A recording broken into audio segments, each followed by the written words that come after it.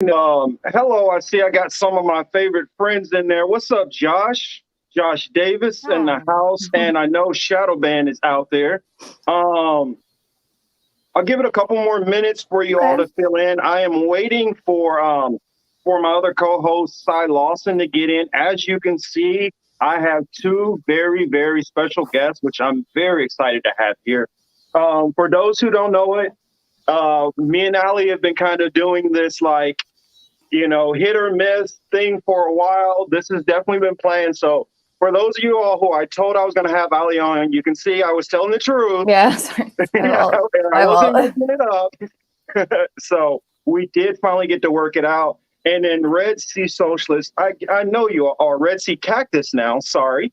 Um, I know I both. know you It's all still both. know of her work, and it's kind of funny because like for so long I've been retweeting out a lot of her information and stories and things like that, and never had the pleasure to be able to actually sit down and talk and go back and forth. So I'm very very excited to have these two lovely and brilliant young ladies on, and of course the other brilliant young lady that we have here. My co-host L. Latham, who is also the host of the Super Awkward Fun Cast. This is the political matrix by way of what I've been thinking with Marcus Cage. So, ladies, how are you all doing today? Before we get into our topics. Pretty good. Not too bad. Not too bad. Sorry, we were running a little late. So, well, No, we preemptively apologize for Allie and I. hey, the people who watch my show on a regular know nothing runs smoothly over Okay, here. perfect. Perfect. Good. So they're perfectly fine with it. They know what's going on. They know it's going to be a great discussion, so they'll stick around. I see. I got one of our friends in there also. Mona is in the building. Hello, Mona. Mona! So I know this is going to be fun. I've already put it out on I think I put it out on Discord somewhere. For those of you guys who are watching us from Discord, make sure to put that out everywhere. Get as many people in here. Also, as usual, I like to go through the chat. I like to add them into the conversation. I like to have all of these questions. But for this one, because we're going to have a ton of information, and I want to get into all of this information and kind of understand it first. I asked that we kind of hold our questions a little bit later, and then we'll have Sebs and Ali go into answering some of these questions.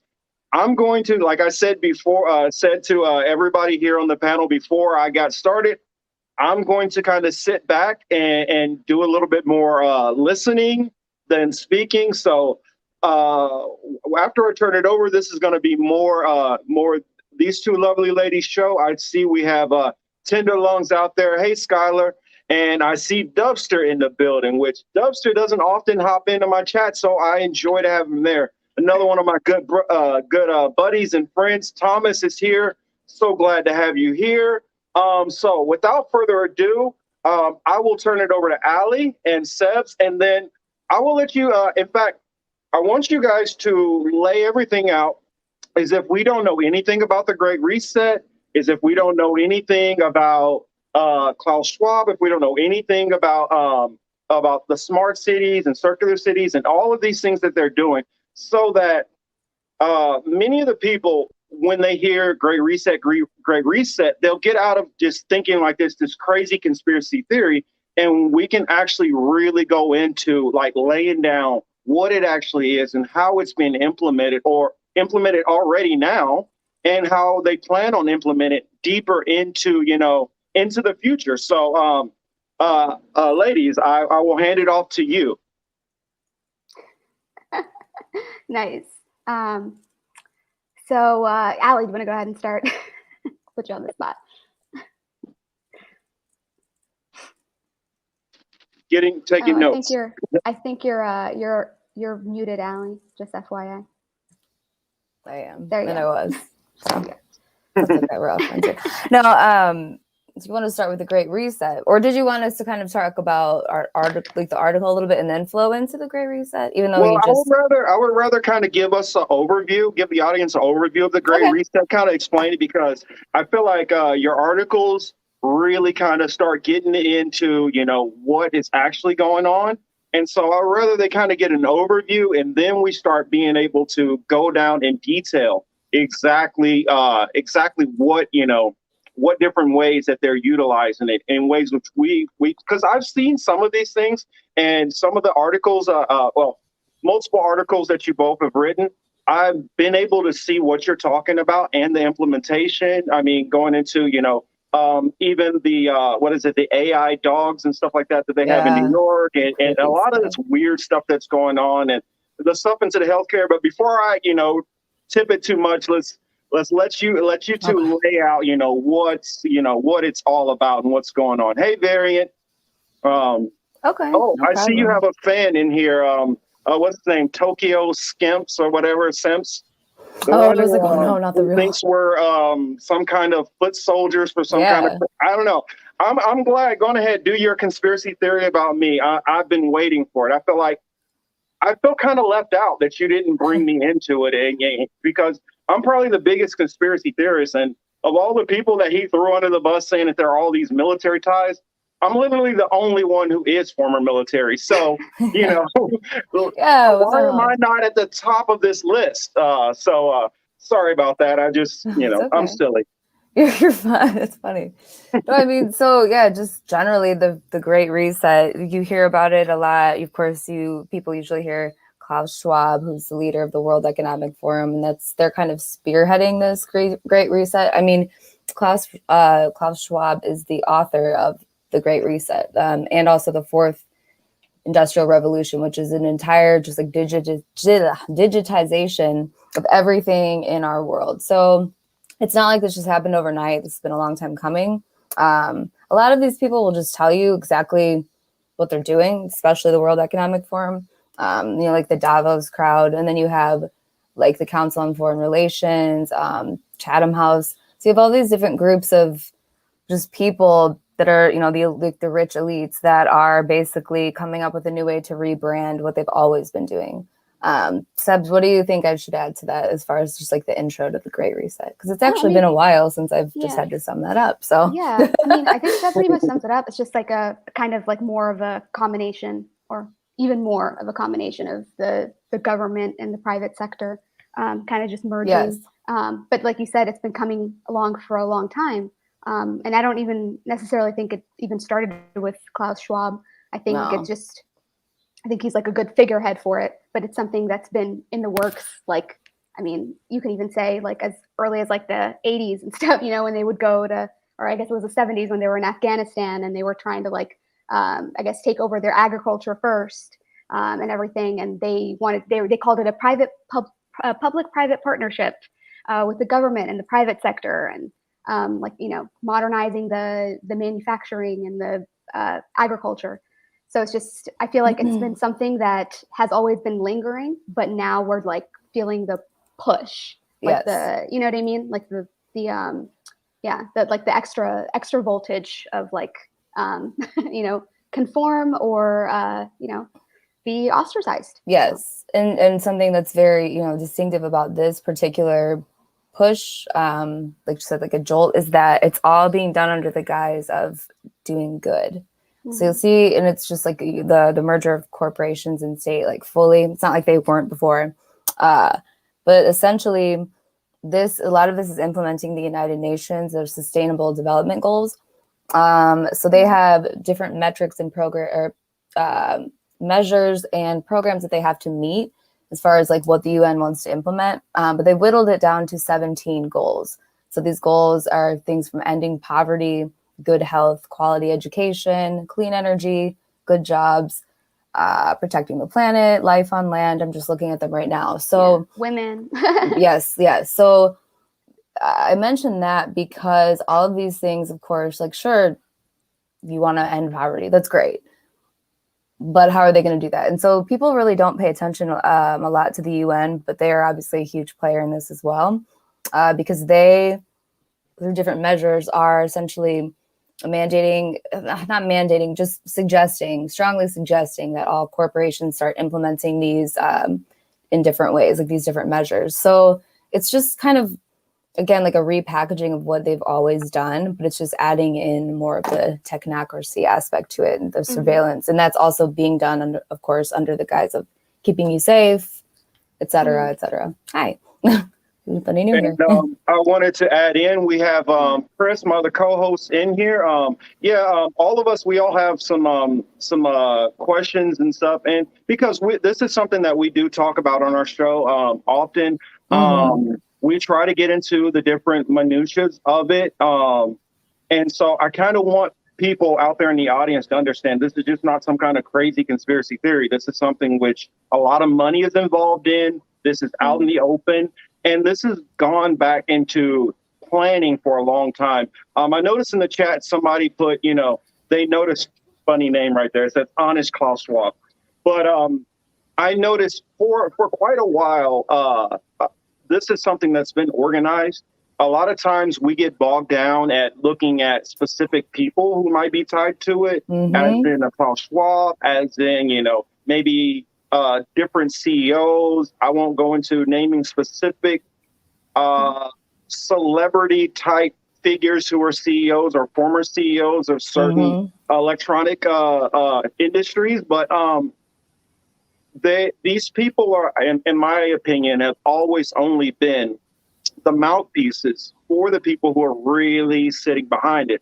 And I'm going to throw that out there, just like George Carlin always said, it's a big old club and we ain't in it. These people who are running this club, they're not going to use their own faces. So a lot of people out here, they get bogged down at, Davos and just looking at like the different CEOs who come there, and they start focusing on academia. And it's like, you got to look at who is pushing behind that.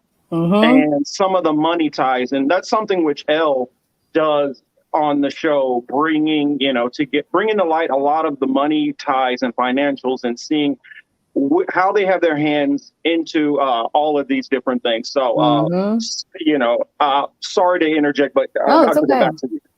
Oh, no worries.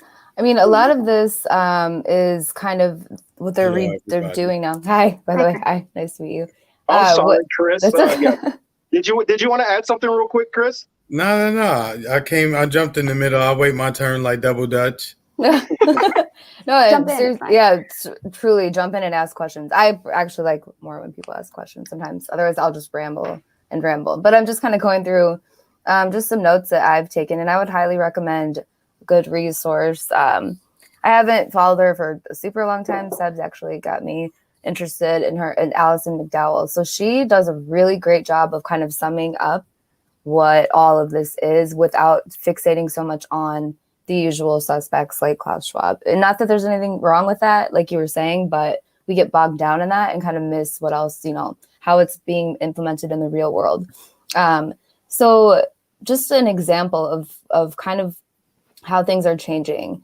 So we were talking actually last night on Franco's show about pay for success models and like stakeholder capitalism. So that's like really another thing that's changing as far as capitalism. So you have the same people, you have the same group of, these private equity funds, governments, everybody coming together. And instead of the government running the show, they're now saying, hey, instead of just the government, taking care of countries, we're going to do this in like a multi-stakeholder approach. So when you put that together, it's another form of capitalism, which is stakeholder capitalism. So it's literally, it's not dramatic to say that it is global fascism, because it is. And how they're doing it is through, they're lessening the importance of government to be on the same level as like corporations and non-for-profit organizations. They're the stakeholders in this. So they're all investing in these world programs that are implemented in different countries. But at the end of the day, they're all still working towards the same goals that are pretty much through the United Nations. And if you have questions, please ask already, because I know I can ramble. I wanted to have you kind of break down something for people so they can understand the difference between stakeholder capitalism, laissez-faire capitalism, what we have going on as far as capitalism, and just how they are trying to change it from the changes that would be from like what we're dealing with now in this system to what their goal is to change it to, and what it's transforming into. Sure. So really before what we've seen, I would say definitely the last like 30 years at this point. I know pretty much my whole life has been shareholder capitalism. So that's when they're, shareholders are the partial owners of the organization. So of course they have an interest in it doing well, but then they're mostly focused on the ROI. But what they've changed here is transforming into stakeholder capitalism. So the stakeholders have a vested interest in the success of the organization. Now, when you really take a step back and think about it, they kind of sound the same. The difference is that, at least for me, what I think is that when you have the stakeholders, that means that you have a lot more people invested in it. And you can also, in a way, convince your own employees, your own little workers at the company that they're part of this too. So it's this false idea of ownership by like everybody involved, when really it's still the same people, just profiting off of it in different ways. So I hope that makes sense. It's not too much different. It's more just like the wording and the branding, because I keep going back to that. A lot of this is just like rebranded, but COVID really was the accelerating factor to kind of move into this stakeholder capitalism era. So hopefully, I don't know, Sebs, if you want to add anything to that. But yeah, that makes sense to me. I would say that I guess there was like definitely a shift when I guess Milton Friedman kind of came into the space with his Chicago school and the neoliberal economics specifically. But I guess before that it was like Keynesian, which was kind of like the FDR type, which was like had like social, I guess social nets, safety nets and such, but it wasn't necessarily, it's still like equitable or equal or whatever, even in its own way, just because of all the racial stuff that they had going on at that time. I mean, there's always an excuse, right, for why things aren't fair. It's like always there's always some sort of excuse. Always. But so I wouldn't necessarily call that better than what this is now, but just a different type of a different type of what's going on, but maybe like affecting a specific group in a harsher way rather than like the rest of the rest of America. So that's how I would probably, I guess, historically. But I mean, otherwise, I mean, this is like I would say it's like empire politics. Like it's like it is what it is. It's like it's a huge machine, and it's been running for a very long time. And I know you like history and stuff, so I dabble a little bit myself. So it's kind of funny when you bring it up that way, because if we go from say coming out of, let's start with the Great Depression and going into say Keynesian style stimulating the economy. A lot of Democrats especially take that on as FDR was doing this honorable, noble thing to protect the masses. Let's not go into the whole racial aspect, how it excluded a lot of people. But the whole purpose of that was solely to prop up capitalism, to keep it to survive. It wasn't necessarily about helping, the lesser of us on the rungs of society. It was about trying to build, and just save that system. And so what's happened is when they got to a point where they kind of saved the system, it started reverting back to what it was before that. And so that's when we start seeing, the Friedman school of thought, which started going more into laissez-faire capitalism. And now we're starting to see, as technology and a lot of these other things are popping up, they're deciding, okay, we don't even really need, as many workers and things like that. So it's going more and more back to a more oligarch type of control system on a larger level. And I think that ties into what we're seeing with the Great Reset and stuff. Chris L., if you guys have any comments or questions you want to throw in, please jump in. So I'm sorry for interrupting. I'll let it get back to you, ladies. No, you're good. You're good. Go ahead. Yeah. I did want to say it feels like a rebranding, the same old shit. And it's just for a new generation that's coming up, that's going to hear certain buzzwords and they're going to think off the top of their head because they've been trained to think this way that, oh, this sounds like a good thing. Like, oh, I could participate in this.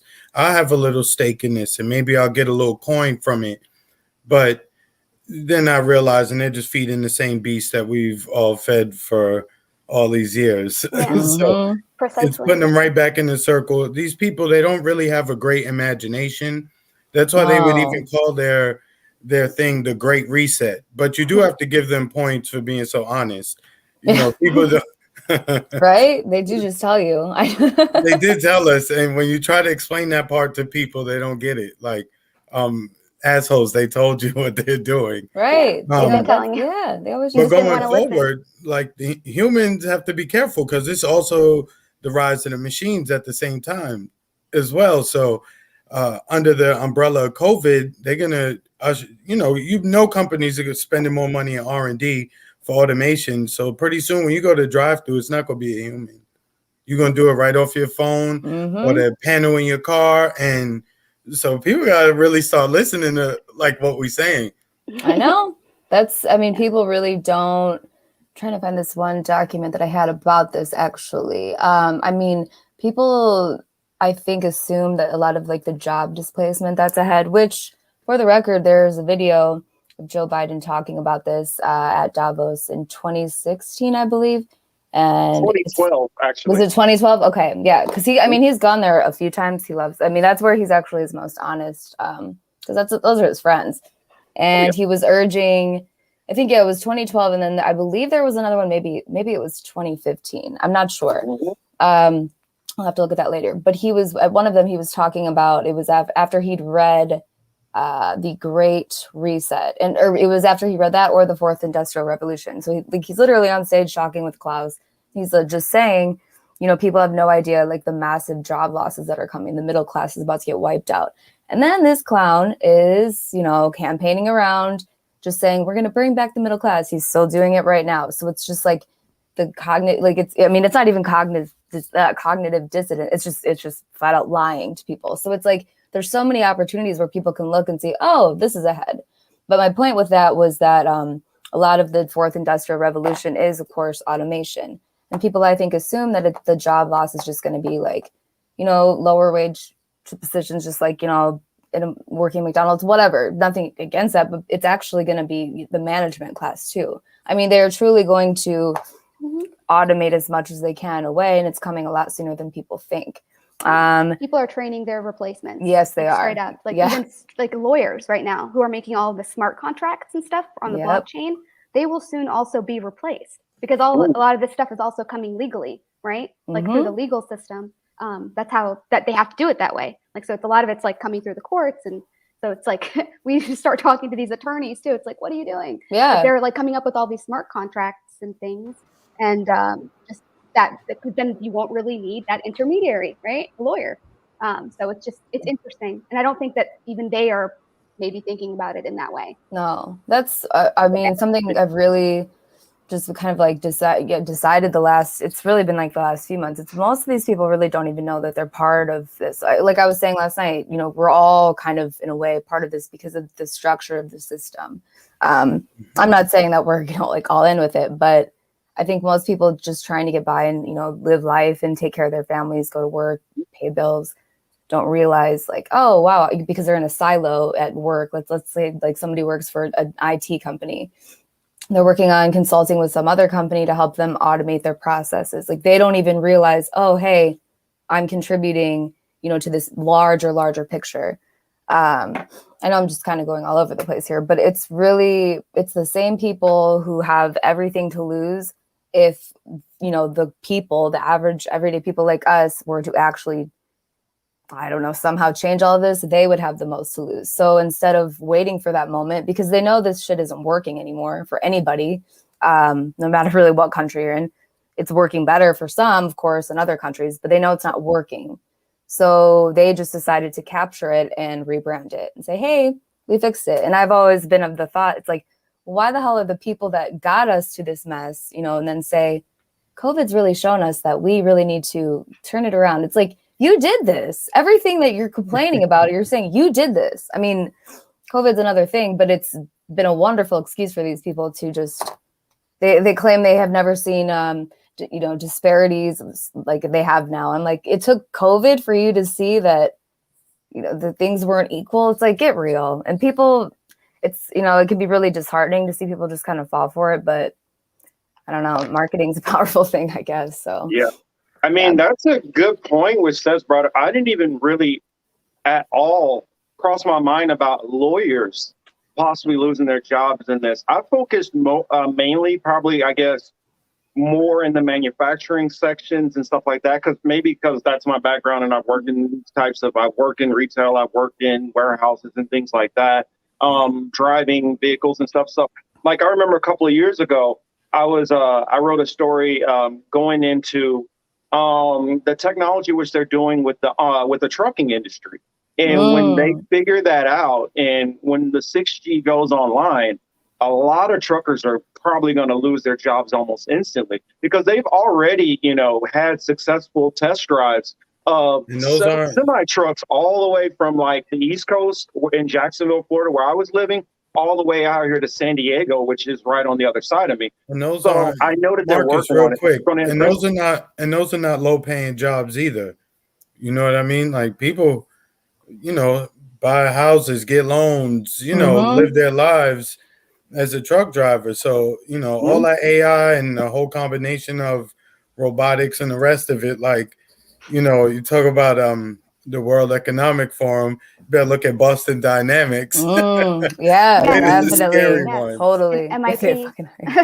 Oh, yeah. Well, that's like we were talking about with the police dogs. In New York City, they're already starting to use AI police dogs. So, and then another thing, it's kind of weird because a couple of weeks ago on our show, we were talking about predictive programming, which you see in a lot of television and movies and stuff. And I like to go back to the little cartoon movie WALL-E, where like nobody leaves their house. Most of the people stay at home all the time. And if you look at even just at Walmart, what they're doing, they're trying to get more people to start using the personal shoppers. So they go and get all your stuff, and then it gets delivered to you, or you come and pick it up instead of coming into the store. And those are ways they're trying to advance more and more into, those realities. Yep. I think Elle wanted to get in, Marcus. Yeah. Yeah, I wanted to add it since it wasn't mentioned before. Elle, you sound like a robot's taking over you. You all right? No. Yeah? Is this good or Oh, bad? no, they've already taken out part of our show. Elle is now AI. What happened? No, it's you're just fine. teasing You're good. You're good. We can hear you. Okay. I'm like, my mic is good. Thank you. Yeah. Okay. My interjection was that the QR codes are coming out. Like, this is what I never appreciated about the QR code in the very beginning. Like, when they brought those out back in the day, a long time ago. I think in the 90s that came about, like late 90s. But, I would always look at them and like, I don't know if I trust this system.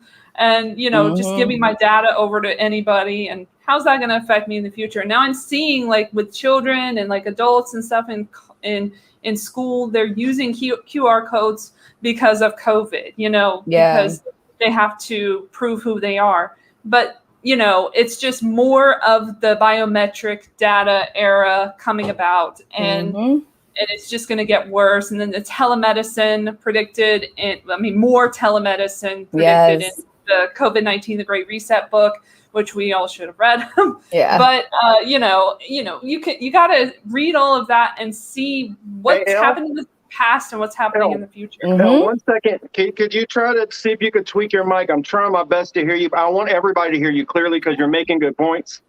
Just kind of check your mic real quick. See if you could maybe unplug it, plug it back in or something. She sounds good to me. Yeah, I can hear sounds her good to me I too. think it's just Marcus, am I you? Oh, maybe it's just me. Sorry. Go on ahead. I was just going to finish that, And I thought that was odd. there's so much predicted in that book and talked about from the past that you can like look and see where everything like adds up to what we're seeing now. It's basically what was predicted there, like what's been done before. No, Anyway, go ahead. That was me. My bad. that was my only thing. Is like No, I that's just a good wanted to point. do the QR codes because that's really coming, and that's going to be connected to the vaccination ID. Oh, and then God, we got the yeah. whole WHO and everything I'm going to get into this weekend, so I'm not going to talk about it. But the WHO is up to no good again. Yes, they are, as always. Oh, yeah. I mean, And that's Rockefeller. actually, that's a good segue just to talk about, like, you know, with QR codes, the same, of course, coming with all this crypto. And I know it's very exciting time for all the crypto people out there, but Crypto bros. crypto bros. Oh, hey, to get some Don't crypto. be, And don't, I'll be, don't be such a witch hunter, I Allie. Gosh. I definitely want you two to break down like crypto a lot, and Chris when he hops back on because he's pretty knowledgeable about that. Oh, cool. I will be honest. When people start talking crypto, they could be talking Mandarin Chinese. I don't know what the heck is going on with crypto. That's so damn confusing to me. Same. So if you guys could kind of give me some kind of clarity to understand exactly what's going on with crypto and this blockchain stuff and how they're using. I know it's part of it, but how are they using it with the Great Reset and the QR codes and tying into the passports and all of this stuff? I mean, Yeah. my basic, I'll just say real quick, I would say I would defer most of this to Sebs, especially with blockchain. I'm learning so much just from her, like what she's sharing. Another friend of ours, Jack Sith. So, hey, Jack. But Jack. basically, and Shadow Band Refugee as well. With blockchain, I was actually mentioning this to Sebs the other day. I was like, why did anyone think that this was a good idea? Or why was this supposed to lead us to freedom? Because when it's like locked in there, like, you know, the people we're working with, they can, you know, they have record of everything that you're doing, like what you're buying, what you're saying, whatever. That's generally not led to good things in the past. So if it's now, you know, like on a massive scale, that's a bit worrisome. And, you know, just vague example, I mean, just like what they have done in Africa. Africa has been, as we know, the testing ground forever. And so now they're doing that again in terms of somewhere check. Yeah, they are. Actually, I'm going to let Sebs take it from here because I just know that I don't trust any of it. And it's going to take a long time for somebody to convince me that. No, I think that I spent a lot of time talking to Jack about this just because he is probably one of the most knowledgeable people that I know in the crypto space, but who's honest about it, right? And who's like going to tell you, you know, just because something is doing really well in the market doesn't necessarily mean that it's like not, you know, dirty in any way or that it's not, you know, surveillance coin. So like blockchain itself is just a ledger. It's a distributed like a digital ledger that is permanent. So it's just like stuff that you can store information in. So it can be used for a lot of different things, right? It could be used for cryptocurrency. It's just one aspect of it for the money to keep your like crypto coins or your what are they called? The CBDCs, the central bank digital currencies, right? So you can use it for that. You can use it for health records. You can use it for like literally anything and ever. You can use it for smart contracts, right? So in case you want to, you know, like buy a house, whatever, like you can keep everything on blockchain. And there's also a lot of different types of blockchains, right? But specifically with the cryptocurrency, the first one ever was the Bitcoin. So that's like the original, right? Supposedly some guy named Satoshi came up with it, and he had a white paper and all that, and there's like a whole history with that. But then, you'll hear the story in different ways. Some people think that it was co-opted and that it was, you know, it was not intended, like the intention was not for it to become what it has become now, but that it was co-opted by the banking oligarchy. Then others have said that, oh, maybe it was supposed to be that way the whole time, right? Like, why would they even utilize this thing and get people, I guess, would normalize it to people unless they were actually going to be using it in like a nefarious way in the long run. So I don't know the answer, right? Because I don't know. There's really no way to know which one it is. But the way that we've seen it kind of head with a lot of the like the big name cryptocurrencies, like the Bitcoin, Ethereum is another one, Dogecoin, I guess. I think that started off as a joke, but like it's like a real thing. And I bought some. I'm not gonna lie. So just even like Monero, which is supposed to be better, but that also has its own issues. So it's just so that's kind of like the history of, I guess, how the blockchain technology, which in itself like is like genius. It's a pretty cool technology, right? But then you look at the players involved and the intention and like what they're going to be using it for, then that's when it starts getting kind of squirrely.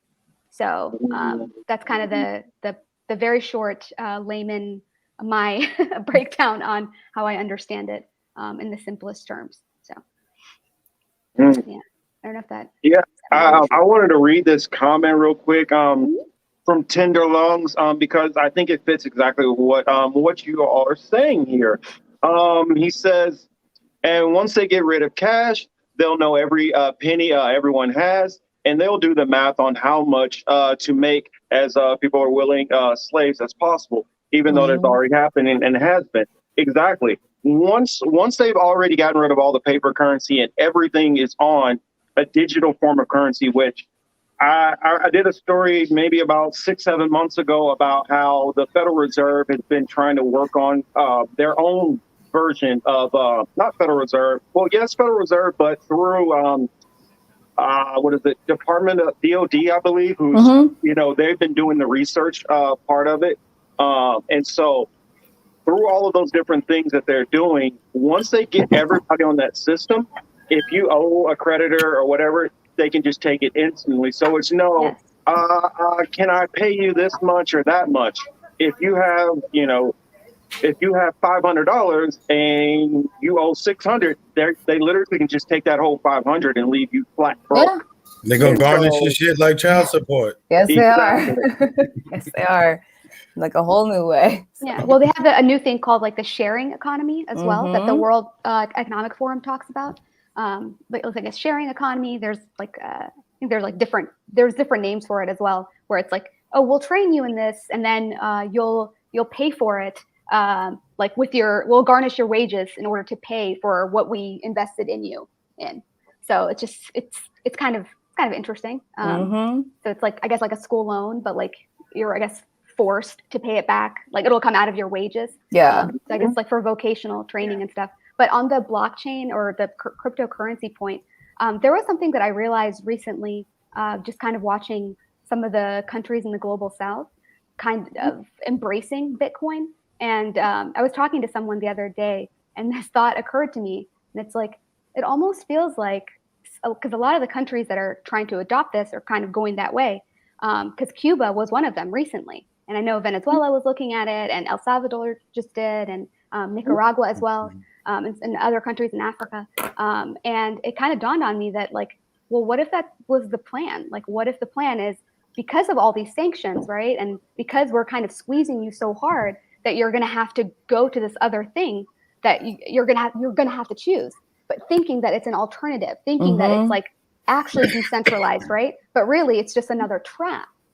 And it actually kind of like made even more sense today, because shout out to Shadow Band Refugee. He sent me a video about Charles Hoskinson, who's the founder of Cardano, which is the same company that put the 5 million kids on blockchain in Ethiopia, as well as 100,000 people in Tanzania. They're all over Rwanda. They're everywhere. Turkey.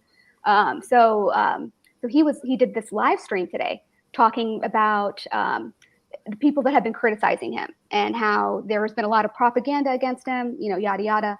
And he talks a lot about interoperability, right? So like it's a private currency, but he wants it to work with the central banks. But today he was talking about how he's interested in Afghanistan, right?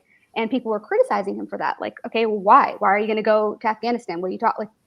Like, why? It seems kind of shady, right? He was getting a lot of shade for that. And he was like, no, well, cryptocurrency is great. Especially since our legacy systems and institutions and different NATO countries are sanctioning all these places. Like, yeah, it's good for these countries to turn to cryptocurrency. And I'm like, holy shit! Like, he just said it. Like, that's what it is. Like, that's what and it made more, especially when Cuba, I guess, decided that they were going to recognize cryptocurrency as a currency, or their central bank was going to recognize it. And like, this is something fishy, right? I'm like, oh my God, like this might actually be it. Like, this is a problem. Mhm. What So, that told I just me wanted to is point that out. they finally cracked Cuba's back.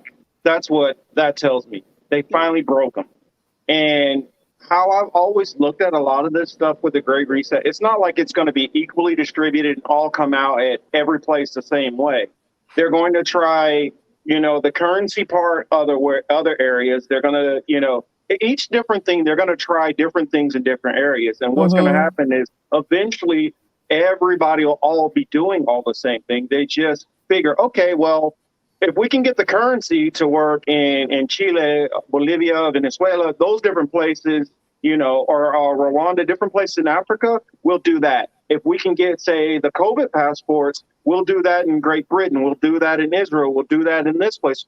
As far as the AI, if we can move this in this city, that city, and all of it is all tied together, even though it's looked at as all isolated. Because one thing I've always told people, just like when I was in the military, one hand does not have a clue what the other hand is doing.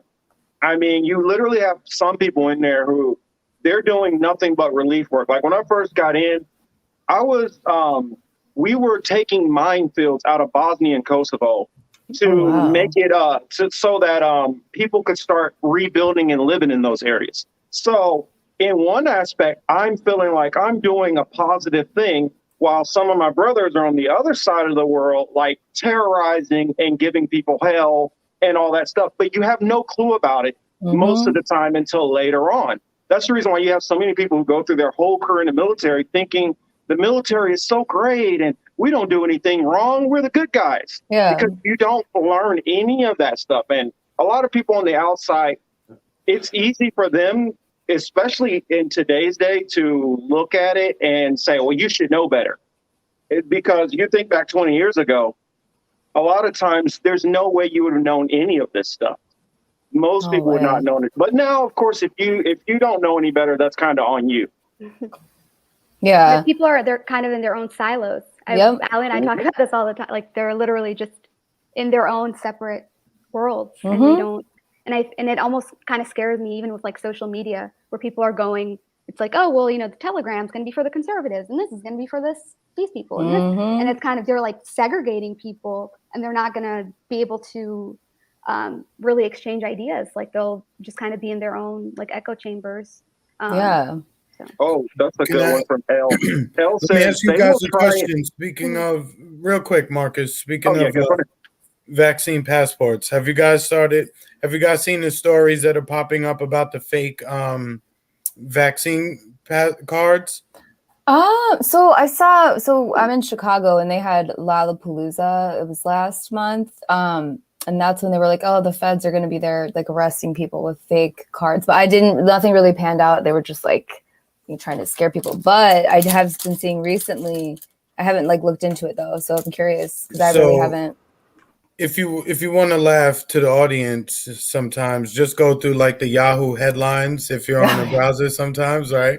Those are the dumbest headlines around. But anyway, I say that to say every once in a while something will catch your eye. They had two stories where people one woman went to Hawaii, she got caught. And there was another one where what state was this? It may have been upstate New York, but they were paying people $250 for the vaccine cards. And for an additional $250, the employees who worked at the health department were entering their names into the database, saying that they were vaccinated. Shit. Yeah. Oh, shit. And they weren't. So with I better get on that. Look, you tell it, but so they got busted, and I'm waiting to see what the charges will be for that, because that'll deter you from carrying shit. But like I said, you saw this coming. You knew this was going to happen. People were going to have bootleg shit to try to get by, right? Totally. So what is the next best thing to get rid of the bootleg? Just straight digital shit in your body, and that's it. Yeah. Like, just look what Australia doing. 15 minutes. That's some crazy shit. I was super busy today, and then I got to read that a little bit. I was like, what the fuck? I mean, and people like that's part of the good old Commonwealth. That's always sounds. Yeah. I mean, like I feel like It they're just like, hey, this is probably the best country to test out this method in, meaning Mhm. Australia. I could be wrong. That's just a theory, but it looks like it. I mean, and you think Seems about it, that like geographically, like where it's at, it's like the easiest place I would say to do that. Especially, I believe, like in Western Australia is where it's been like the hardest crackdown. But yeah, like I don't Yeah. know if people. I want to start just putting that out there more, like just everyday people, like, hi, hey, hello, look over here. This is not good. 15 minutes, and like.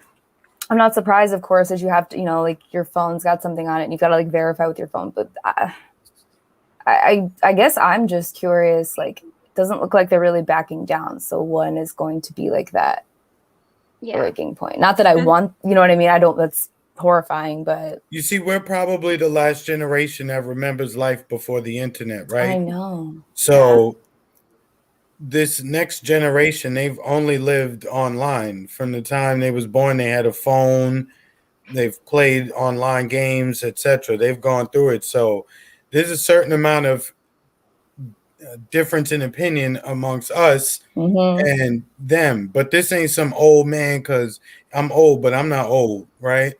Right. So, like, it's not me being what is it, Mr. Wilson screaming at Dennis the Menace to get off the lawn, right?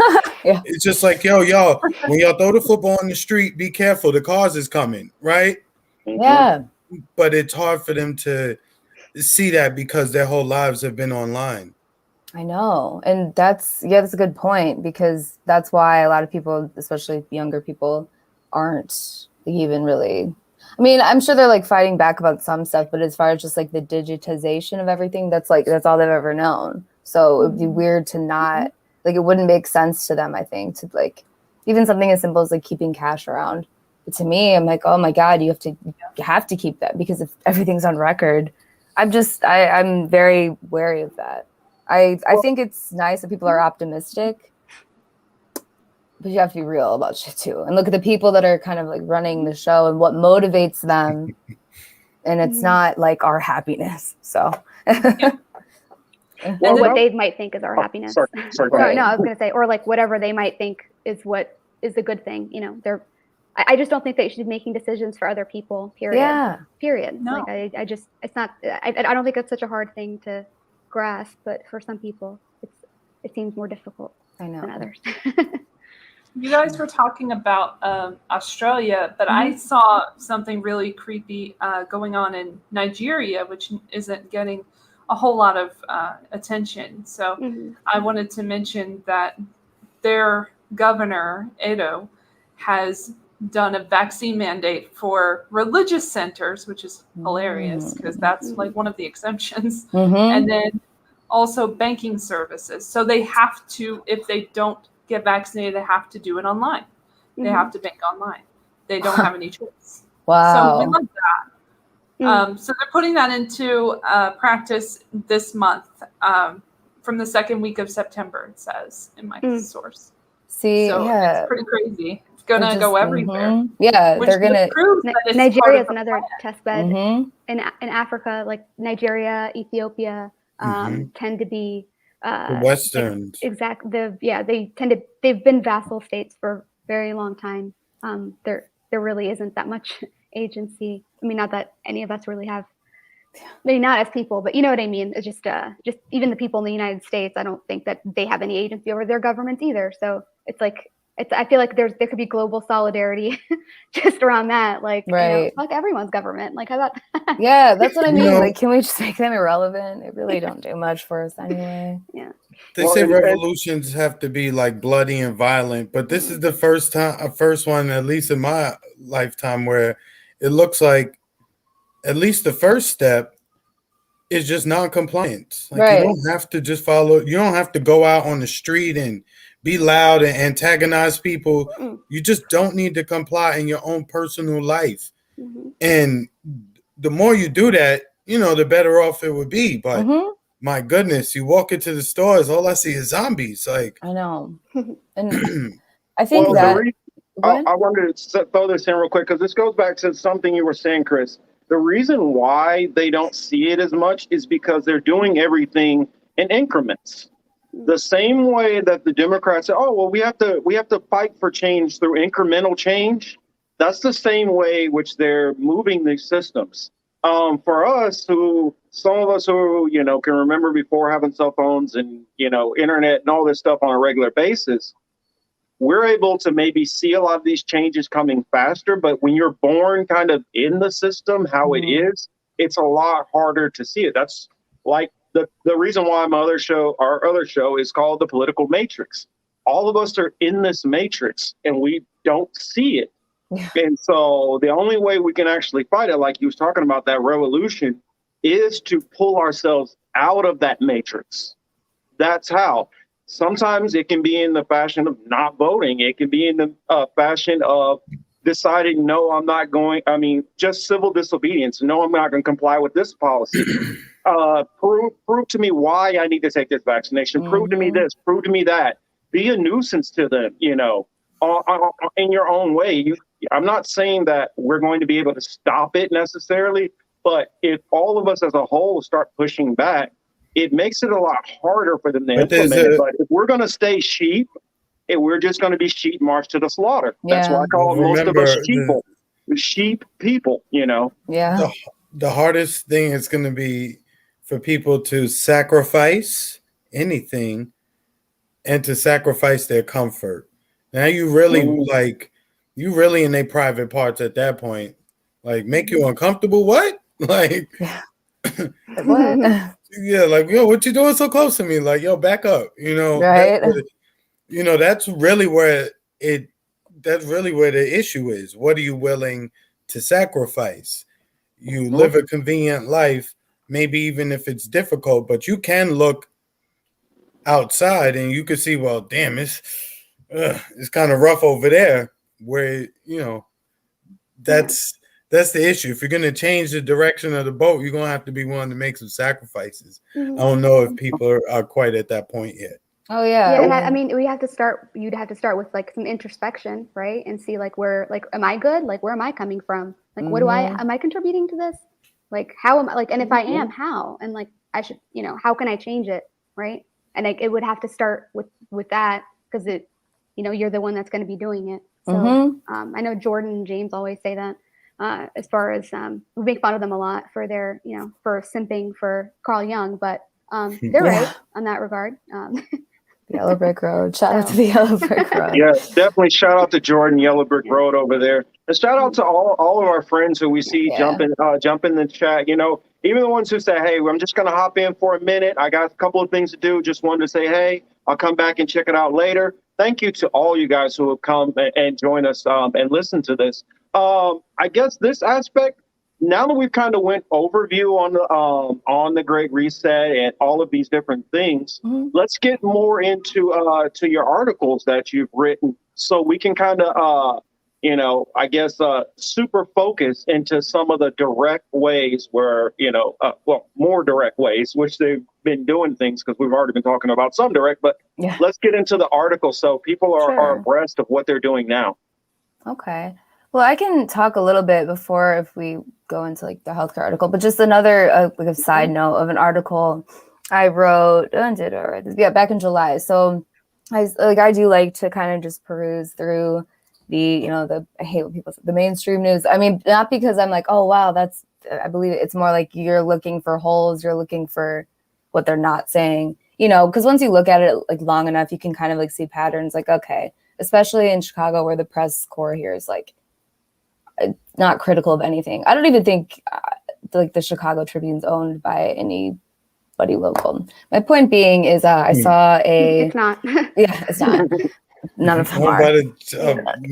Do the Chinese own part of that? Probably, I think likely. all of the newspapers have been consolidated at this They point. have, like, there's like very few like actual local papers. Oh yeah, that's for a reason. That didn't just happen for no reason, of course.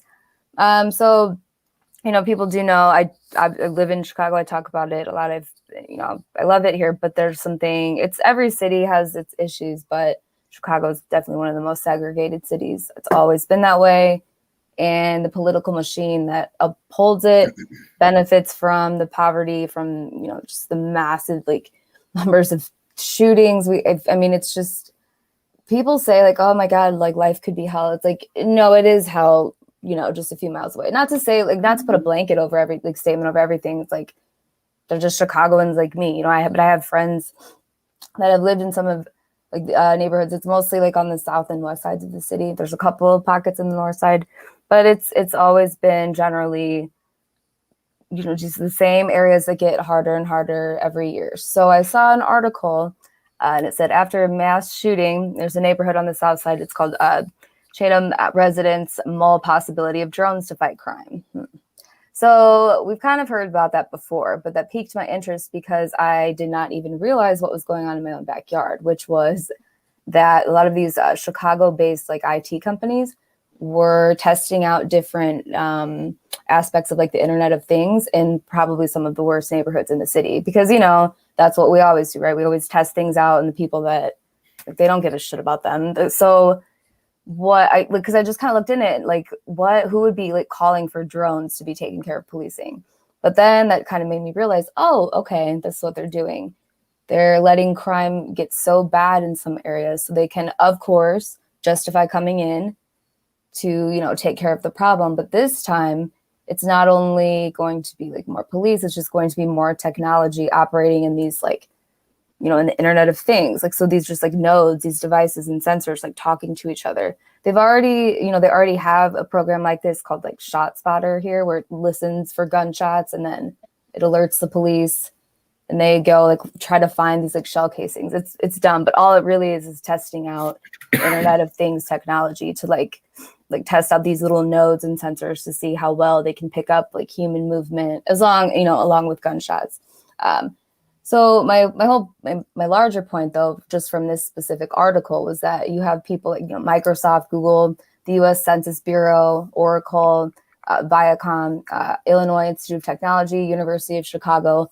All of them are invested in this push to bring in drones to help fight crime in Chicago and obviously many other cities. Mm-hmm. And so you never hear about that, of course, but a lot of this is also going to play into like smart cities. And there's a huge push to do that. And we're seeing in Chicago, the mayor, Lori Lightfoot, who, if you know me, you know I don't like her at all. So she can't stand her.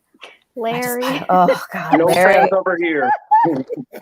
Larry, she's the worst. Yeah, That's what we call her. Call her Larry. My bad. Rude. That's what. Yes, there's no love for her here. Kind of personality, frankly. Yeah, that's an insult to girl. Said Larry. She's so bad. She has a very Larry-like personality. It has nothing to do with gender. It's just like purely. No, she's actually done something that I don't think any mayor of the city could do. She's actually united every group behind it, despising her. Like there's nobody that's happy with her. But she's you know, lauded, even though it's just like literally the four people around her like praising her for this, for rolling out some initiatives to, of course, rebuild and reimagine the south and west sides. And a lot of that's going to be implementing smart city technology. So it's like you've got these areas that like they've got buildings that have been, you know, boarded up for 20, 30, 40 years now. And then just suddenly these investors are coming in. Do you think that's going to be good for anybody in the actual neighborhood? No, they're going to get pushed out, which that's nothing new. But what's so infuriating about it? Sorry to interrupt, but that's just like what happened Caprini Green. Oh, that's yes. exactly what they did there. Because correct. I mean, at the time when I was in boot camp, that was when they started pushing people out. And that would have been like around 98, 99 time period when they were pushing a lot of those people out. And then they let it like get desolate. Mm-hmm. And then they started, you know, the development. And that's kind of like what the MO of what they do. They let a community just devolve into nothingness. And a lot of that goes into what you were saying, not policing the areas or under policing and a lot of those things. Sorry. Yeah.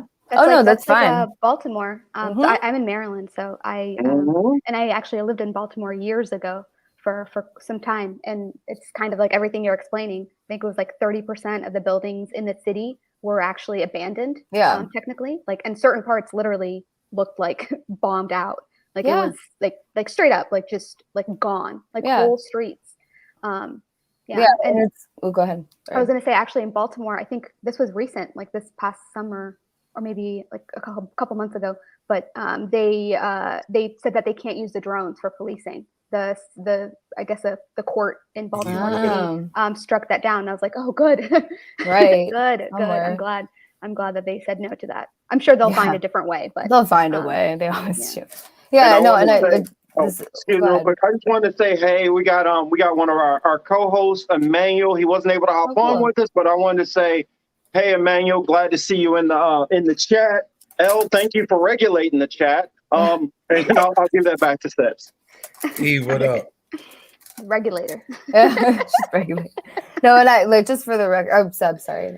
No, you're good. You're good. I wasn't saying anything else. For the record, none of this is new. This is what always happens, in inner cities. But what's different this time is the kind of like the sneaky way that they're bringing in more and more surveillance technology. Like they haven't really done that in the past to this extent. Meaning, like this newspaper article was basically mentioning that an activist group is the one that's calling for drones to come in and do it because police can't handle it, et cetera, et cetera. But given everything that we know, along with a take that might not be that popular at first, but it'll make sense eventually. So you hear about like defund the police. Of course, we want the militarization of the police to be, done. Like that's a whole separate topic. But given everything that we're seeing, what do you think comes after that? So like Chicago, they did defund a lot of the police in a sense, meaning like they just kind of like reshuffled them to downtown to protect all of the buildings, of course, that no one's in for, the tax base of the city. And you have cops also just quitting. But my point is that you're then going to have drones be doing the same thing, except way worse because it's not even a human anymore. It's a fucking drone. OCP. Yeah, right. Yeah, exactly. Yeah. So it's just, I'm kind of going all over the place here. But my point was just that, it's the same neighborhoods in all the major cities in the country who've already dealt with this shit for years and years and years. Now just getting it 10 times worse because of the way they're testing out IT, just like Internet of Things technology on people that really are, if you're forcing people to this like mode of desperation to where like they're supposedly, saying, well, we should bring in automated police. Like that's not good. I'm tired of seeing people get pushed to the brink of desperation, whether that comes, in terms of what I was just talking about, or even like for the vaccine. Like I'm not upset at people that have taken it. I have family that's taken it. If any of you have, I'm not mad at people who did. It's what's infuriating to me is that people have been pushed to the point like they're so confused, just exasperated, tired, scared. We're all operating from a place of fear that they chose to take something that they don't know really what the fuck's gonna happen. So it's kind of playing out in so many ways in our society. Sorry, I kind of went off on a tangent there, but I tend to do that. Your tangent is a good tangent because it reminded me of a couple of different things. When you start talking about a lot of that surveillance technology, think about it. Where did all this surveillance technology start? Military. Great Britain. They were doing this in Great Britain, for decades. They've been doing this. It's literally been the most surveilled city on earth. And that's what the oligarchs want every city to be like. They want every city to be able to do that. That's the reason why they've been working so hard on all this facial recognition software, because they want to implement this more and more. Like, Chris, remember we were talking about like the Minority Report and things like this and pre-crime? All of this collecting our data and where we go and what are our normal hobbies, whatever TV shows you watch, they know, okay, well, Holly likes to drink, Red Merlot on, she goes and picks up a new bottle of Red Merlot on every Thursday. As they start compiling all of this information on us, they're able to not necessarily even predict us, but that's the way they're going to use this technology to start saying, yeah, well, we know you're here. We know you did that. So more than likely, you're going to do this. And I guarantee you, think about what we did with, what do we call it? Preemptive strikes. It's that same mentality. Yes. And so we got to remember, we're dealing with a class of people who do not look at us really as people. They look at us as things to be managed. And now they're starting to have more technology. They don't really need us as much more. So what they're doing is they're trying to find a way to kind of start, pushing people off to the side, trying to marginalize them so that they can work towards these goals. That's the reason why I think I might get in trouble going in. I'm not going to go deep into this, but I'll say, when you start looking at some of the climate issues, you can't necessarily think that it's all just naturally because of pollution. There are some of this weather being warfare. manipulated. They've admitted it before after the Pentagon papers. Yeah. No, go on ahead, Sebs. I was gonna say, Kissinger was the head of the Operation Popeye, which was they caused like monsoons over Laos back in the 70s, and he came and they've admitted to this. This isn't, it's not they can say like, oh yeah, we discontinued it, whatever, but when do they ever? It's like, oh yeah, we discontinued MK Ultra and and we stopped infiltrating groups. So it's like, okay, we just stopped. Sure. So I'm supposed to believe that like we only spy on the bad guys. Yeah. And like to your point, Marcus, that you were saying about Great Britain, they're actually like the Royal Institute is I'm not saying everything's it's all just Great Britain, but a lot of it does come out from that area as far as some of the regulations and stuff, and a lot of the technology for the tracking and for like the nanotechnology and just the sensors and the synthetic biology and stuff. A lot of that was like when it was first starting with the research and development and stuff that was going into China. Like a lot of the regulations were coming out of the Royal Institute. So like if you look at their like papers from like 2004, it's like almost identical to what China wrote in 2006 about what they were going to be studying. It was the same things. And then now people want to, like all of a sudden they're adversaries, right? And they're like, oh no, we don't want to export these things. And it's like, but you just funded them for like 20, 30, I don't know, like 25 years, So it's like, what do you mean? It doesn't make any sense. And it's not to say that China's perfect. I'm not going to sit here and I know that Elle doesn't like the word, but bootlick for China. But I'm also, at the same, like, it's just, if something is wrong, like just call it out. It doesn't matter where it is, who's doing it. Just call it out. Like it's as simple as that. But yeah, I just wanted to add that in there.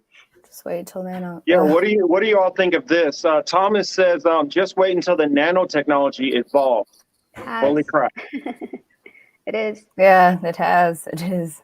Who's to say it doesn't work with mRNA vaccines? That's what I'm saying. No, there's lipid nanoparticulates in the mRNA. It's so there is nanoparticulates in there. Just it's on their ingredients. So like, what do you guys think? I'm gonna throw back. Yeah, what do you guys think? That's why? Like, it's just there's all these little questions in my head. It's like, that's weird. I wonder why.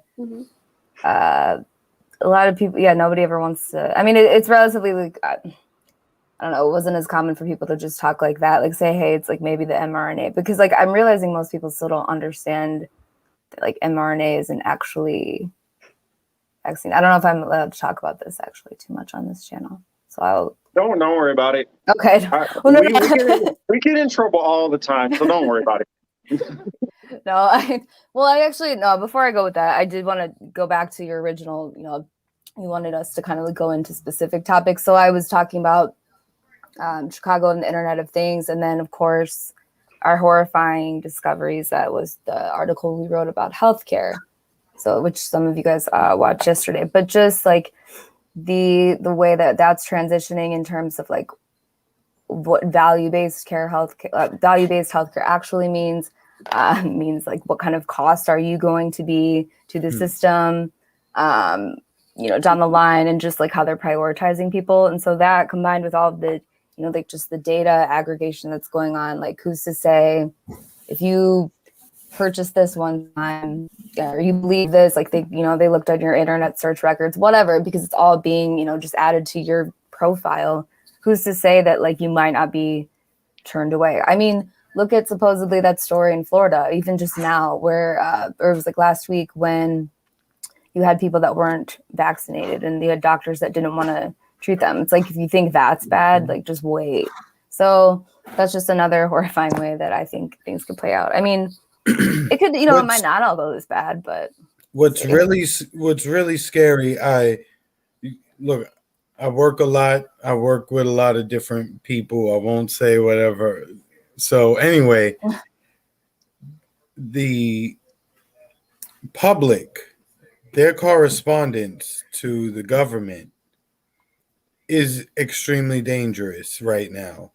They are totally plugged in, connected, and are begging for the talking points and the narratives that we hear online. Most of the people are plugged into the matrix. So at some point, people are going to have to get together physically, like geographically, and because there's no way you're going to be able to defend yourself by yourself. You're not going to be able to do that 360 degrees. You're going to have somebody at your six. I mean, I wasn't in the military, but I think that kind of makes sense, Marcus. Oh, yeah. Yeah, Tinder says this, and I want everybody to follow this advice. It says, everyone go watch the stream they did with Franco yesterday if you haven't. It was great. You'll have to watch it twice, take notes, and then still have to follow up and do more research. I watched it also a couple. Well, I watched part of it on Jordan's show Yellow Brick, Yellow Bro. And then I went back, and it was a couple of parts where I was like, let me just run that back. What did they say again? And so, partially because I wanted to make sure that I did a little bit of homework and research before I had them on, and just not talking out of my nether region. Did you guys already bring up Chomsky? No, we have not. So you can bring it up. Hey, Misha, brother Misha Key in the house.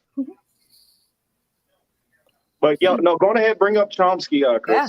No, I was just asking if they saw his the interview that was floating around online today. Yeah, I saw that. I saw well, not the whole interview, but I saw the clip, like the 2-minute clip where he was saying, I think he said he thinks that people should be able to choose if they get a vaccine, but that you should isolate those people, right? Something like that. I'm like, You said that? No. Oh boy. Yeah, I haven't. I missed the news for the day, so I didn't know that you said that. What's the Batman line? Die you be a hero, or live long enough and see yourself become the villain. Right? Yeah. Well, you notice Aaron Mate, he's out there parroting, CNN talking points. This is the reason why, if you guys look at my Twitter, I literally have hashtag fuck your favorite politician, because all of these people, they all have a vested interest in this system. Yeah. And when that pressure starts getting put on them, you're going to see them start folding like fucking lawn chairs. Oh, yeah. Sorry for getting a little vocal, but that's what you're going to see. So you cannot trust any of these people who are doing, a lot of these people, they might have great opinions on some of this other stuff, but you're going to notice their content is going to start getting really slanted, and it's all going to start sounding like they're all reading from the same script. Even if they change their verbiage and language, you're not going to be able to tell the difference between TYT, Aaron Mate, Fox News. All of these people are going to all start getting on the same page. And this is when you need to be even more freaking terrified. I'm sorry. I didn't know there was a difference. I'm sorry. Well, I mean, they're stylistically, there's a difference. The but no, they're all bootlickers. They're all in here for the cash. I'm sorry, El. I didn't mean to use the term, but they're all in here for a money game. And this is what I tell people. This is the reason why I have never taken any money on the channel, because granted, not saying that I got money like that and I'm good. Trust me, I would love to have some super chats here and there or some cash app, whatever. But it gives me the flexibility to be able to say, no, I'm doing this for me. I'm not doing this for anything else. I would not invest this much time and energy for free if I did not believe what the hell I'm talking about. This is not a game or a hustle. This is what's going on. And myself, Chris, El, Emmanuel, we all spend a lot of time researching these things, along with Sebs and Ali. And so none of us take this as a game. This is serious. And get ready to buckle up, because things are going to get a lot rougher down the road. Yeah. And like I saw in the chat, people who are in this sense of comfort, when things start getting rough for you, what are you going to do? I mean, are you just going to fold like a lot of these people and say, oh, well, I mean, I got to keep my job here, so I'm just going to go out and get the vax, or I'm just going to go out and do the passport, or I'm just going to go there. Oh, it's only just this one little thing. That's how they get you, little bit by little bit by little bit, and then eventually you're already compromised. And because and this is partially how they keep us as what I like to call remote control slaves, because they give you just enough stipend to be able to pay your rent and do these things like that.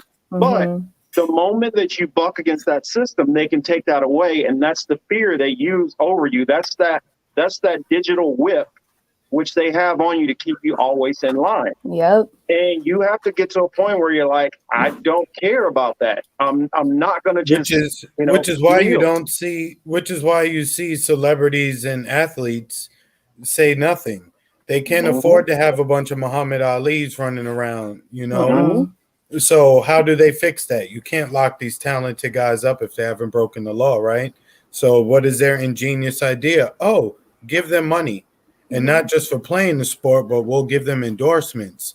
And we'll make the endorsements worth more than their sports contracts, right? So you can't ever say anything if you're an athlete. And to the extent they allow you to dissent, you can only go but too far. You can't say too much because then their money starts drying up. And you saw what happened with LeBron when he started trying to say some crap about China. Oh, yeah, they were not happy with that. Yeah, they put his ass in place real quick. Yeah, they're like, okay, never mind. Sorry, yeah. Oh, for sure. You haven't really heard anything since. Even Jay-Z, who's a billionaire, not too long ago, he got put back in check. So it shows you anybody's, Jay-Z all of these people will still be under thumb also. Don't think because they have money that they're separate from us. Which is why it's weird that guys who come from the bottom, like, the rappers, for instance, they come from the hood. They know what it's like. They see the effects. You don't have to go to the best school if you grow up in certain neighborhoods. Like, you understand the system way better than a lot of these middle management people, right? Yeah. So you would think when these guys get on, they get the money and they look at each other. We come from the same places. We occupy the same spaces. We do the same thing. Why don't we build our own shit to where we can get all our own money? But they never do that. And people always ask why. They're paid not to. Yeah. Because that would be a huge disruption in the system. Yeah, and they can't have that. Hi, Jack. They can't have that. In the building, had a little love for our wonderful guests. So I wanted to share that. Sorry. Oh, we always appreciate. Yes. Can I? Oh yeah, go ahead, please. Oh, I just wanted to add something maybe philosophical or whatever. Well, one, on the Noam Chomsky thing, Corbett Report did a video a while back, a long time ago, called Academic Gatekeeper, which talked about his history of kind of just ignoring major issues like 9/11, for example. We're not going to get into it, but like that. Yeah. And JFK and all of that. So in putting that together, and then also thinking about what he did with the 2016 election, telling us to vote for a war criminal who was connected to a pedophile, that's kind of a lot to put on our plate and say, eat it, eat this turd sandwich, just eat it, just stuff it down and eat it. That's what you get. That's manufacturing consent. That's bullshit. He's full of crap. And a lot of these people are full of crap. Like Aramate, I will say, I'm kind of sick of hearing or seeing his opinion about the vaccine, and sick of him quote tweeting fucking CNN headlines and articles. And I just, anytime you have CNN on your Twitter, and you're not criticizing it, I just kind of think a little less of you. And I feel that way about some of my followers and people I follow as well. I'm not going to sit in a bubble or whatever. I see things I don't like on my timeline, but it is what it is. And then in addition to that, when we're talking about rent and people getting paid to do things, isn't it interesting to think about? I'm never given it a lot of thought until recently, but with all of the shenanigans going on and people just being thrown into poverty from the COVID-19, lockdowns and everything, and psychological problems and stuff. by the government. There are governmental forces a little bit in nature, but there's no like system like ours with animals. It's just weird to think that humans are supposed to be above it all, but like they have the worst system in nature, and they have money, and nobody else has money. Nobody else has trade or whatever. I mean, some organisms I think do have a trade like system, but not as corrupted as ours. So it's just something to think about in a philosophical sense. Yeah, I like where that. we're at. I mean, I agree with you on the Noam Chomsky thing, by the way, 100%. I have a lot of criticisms of Noam Chomsky, regardless of the stuff he's done and was it in linguistics and whatever. Like, yeah, which is great, but at the same time, like, what are you really contributing as far as like, you know what I mean? Like, just every day, like if you're this prestigious person who has a lot of influence and whatnot, and you're kind of playing gatekeeper. I mean, it makes sense. He still, he still works for MIT technically, right? Yeah. So like, let's be serious about who this person is. And also, just a side note, Noam Chomsky did write Manufacturing Consent several years after Michael Parenti, who wrote Inventing Reality or something like that. Yeah, that was pretty much about the same thing. So I just want to put that out there. If you want someone that it's similar to Noam Chomsky, but like just eons better, I would turn to Michael Parenti. Just my opinion. Well, you know what Noam was doing? He was just doing basically like kind of a watered down version of plagiarism. I mean, he kind of like took the concepts from that, watered them down, and then repackaged them. And that's what we see with a lot of these so-called great thought leaders. Yes. All they do is they take previous thoughts and brilliant thinking and concepts of understanding the system, and they use it to grift. I mean, I don't have a better way to call it, because that's all they're doing about it. There we go. Tinder, perfect example. Chomsky's been licking a minute. Cornel West, Adolph Reed Jr., everybody. He says he hates them all. And so that's what they've been doing. I mean, the moment Cornell, look, real quick for Cornell, because I like the dude, but the moment he started backing this dude again while being in the Democrat Party, should have already told you about him. Like, they in certain positions to keep you tethered to these ideologies, parties, thoughts, etc. You gotta cut them loose. You know what I mean? Yeah, or just take it for what it is and not maybe cling to every word. I think that's at least for me, because I try to lately. I've been trying to be like, okay, some of those people, yeah, they do.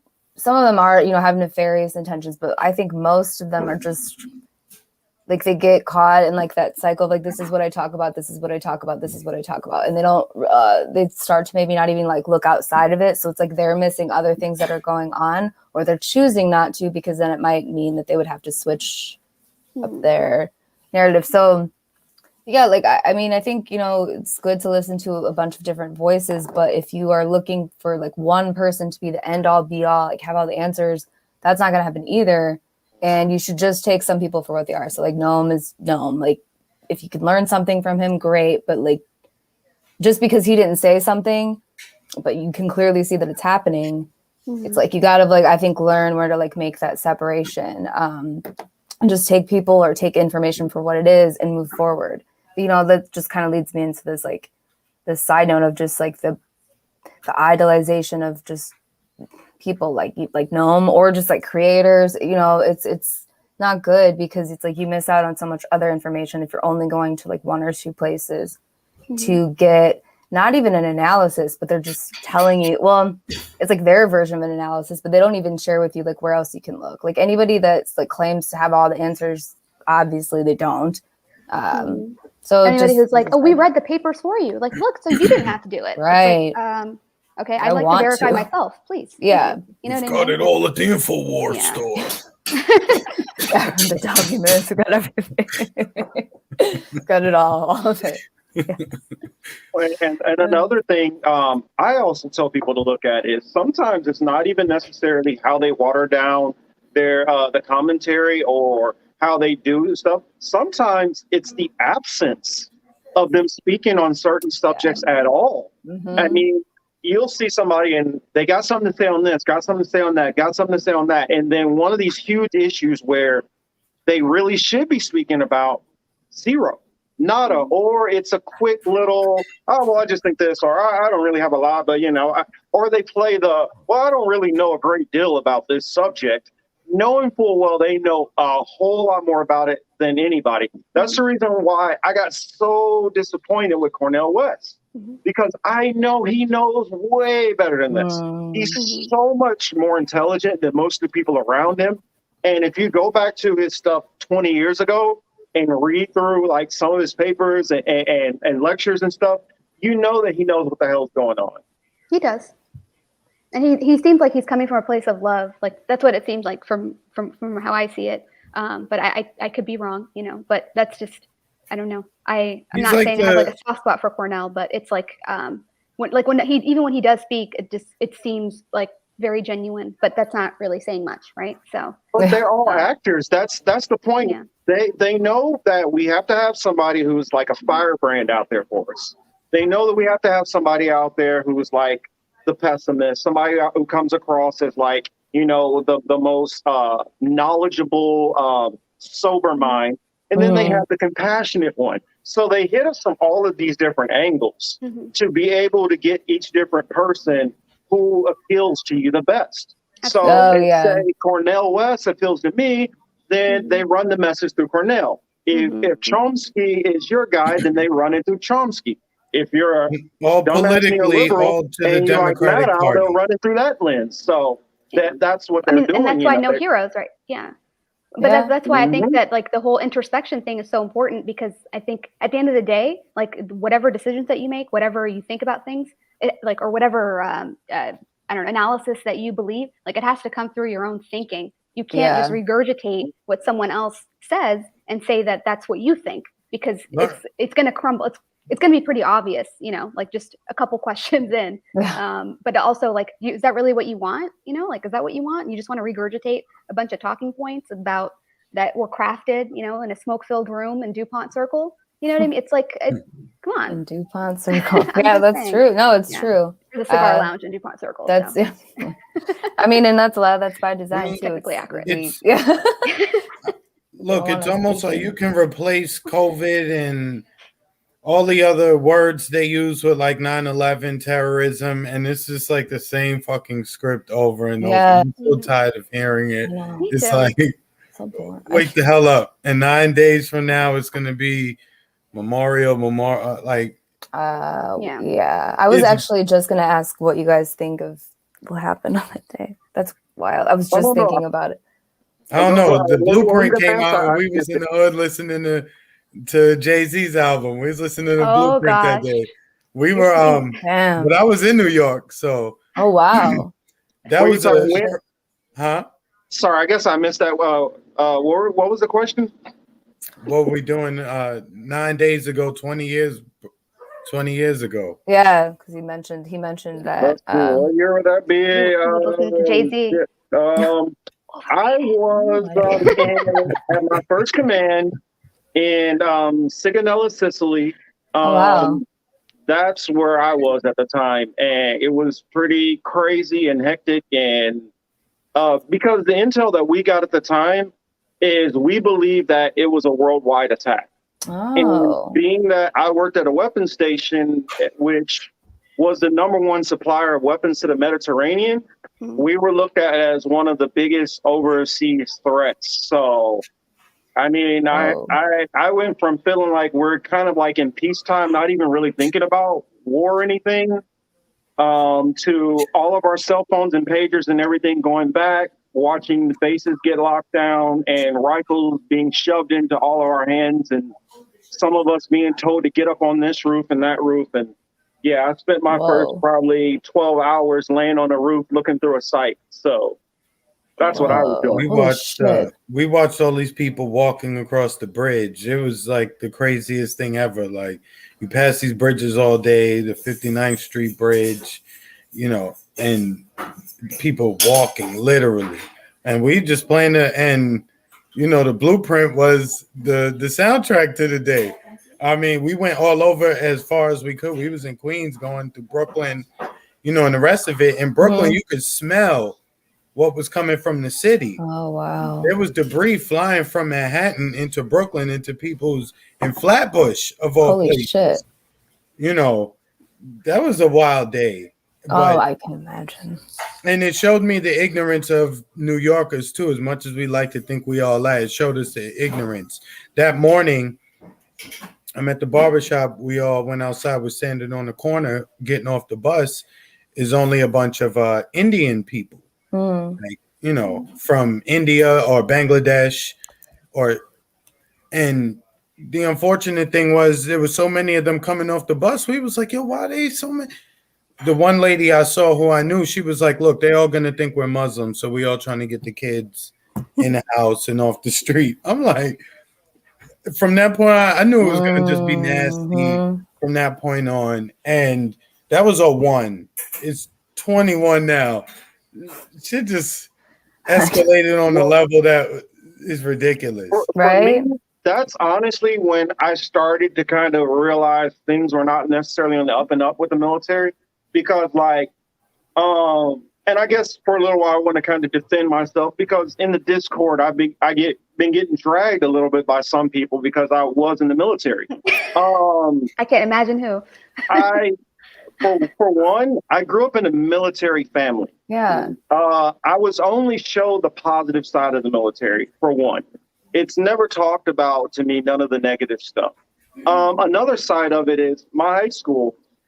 We had a lot of refugee students from Bosnia, Kosovo, and Albania. And when you have classmates literally telling you about the genocides that they're going through and watching their families be getting slaughtered, I had a lot of compassion for that, and I wanted to be able to help fight against that.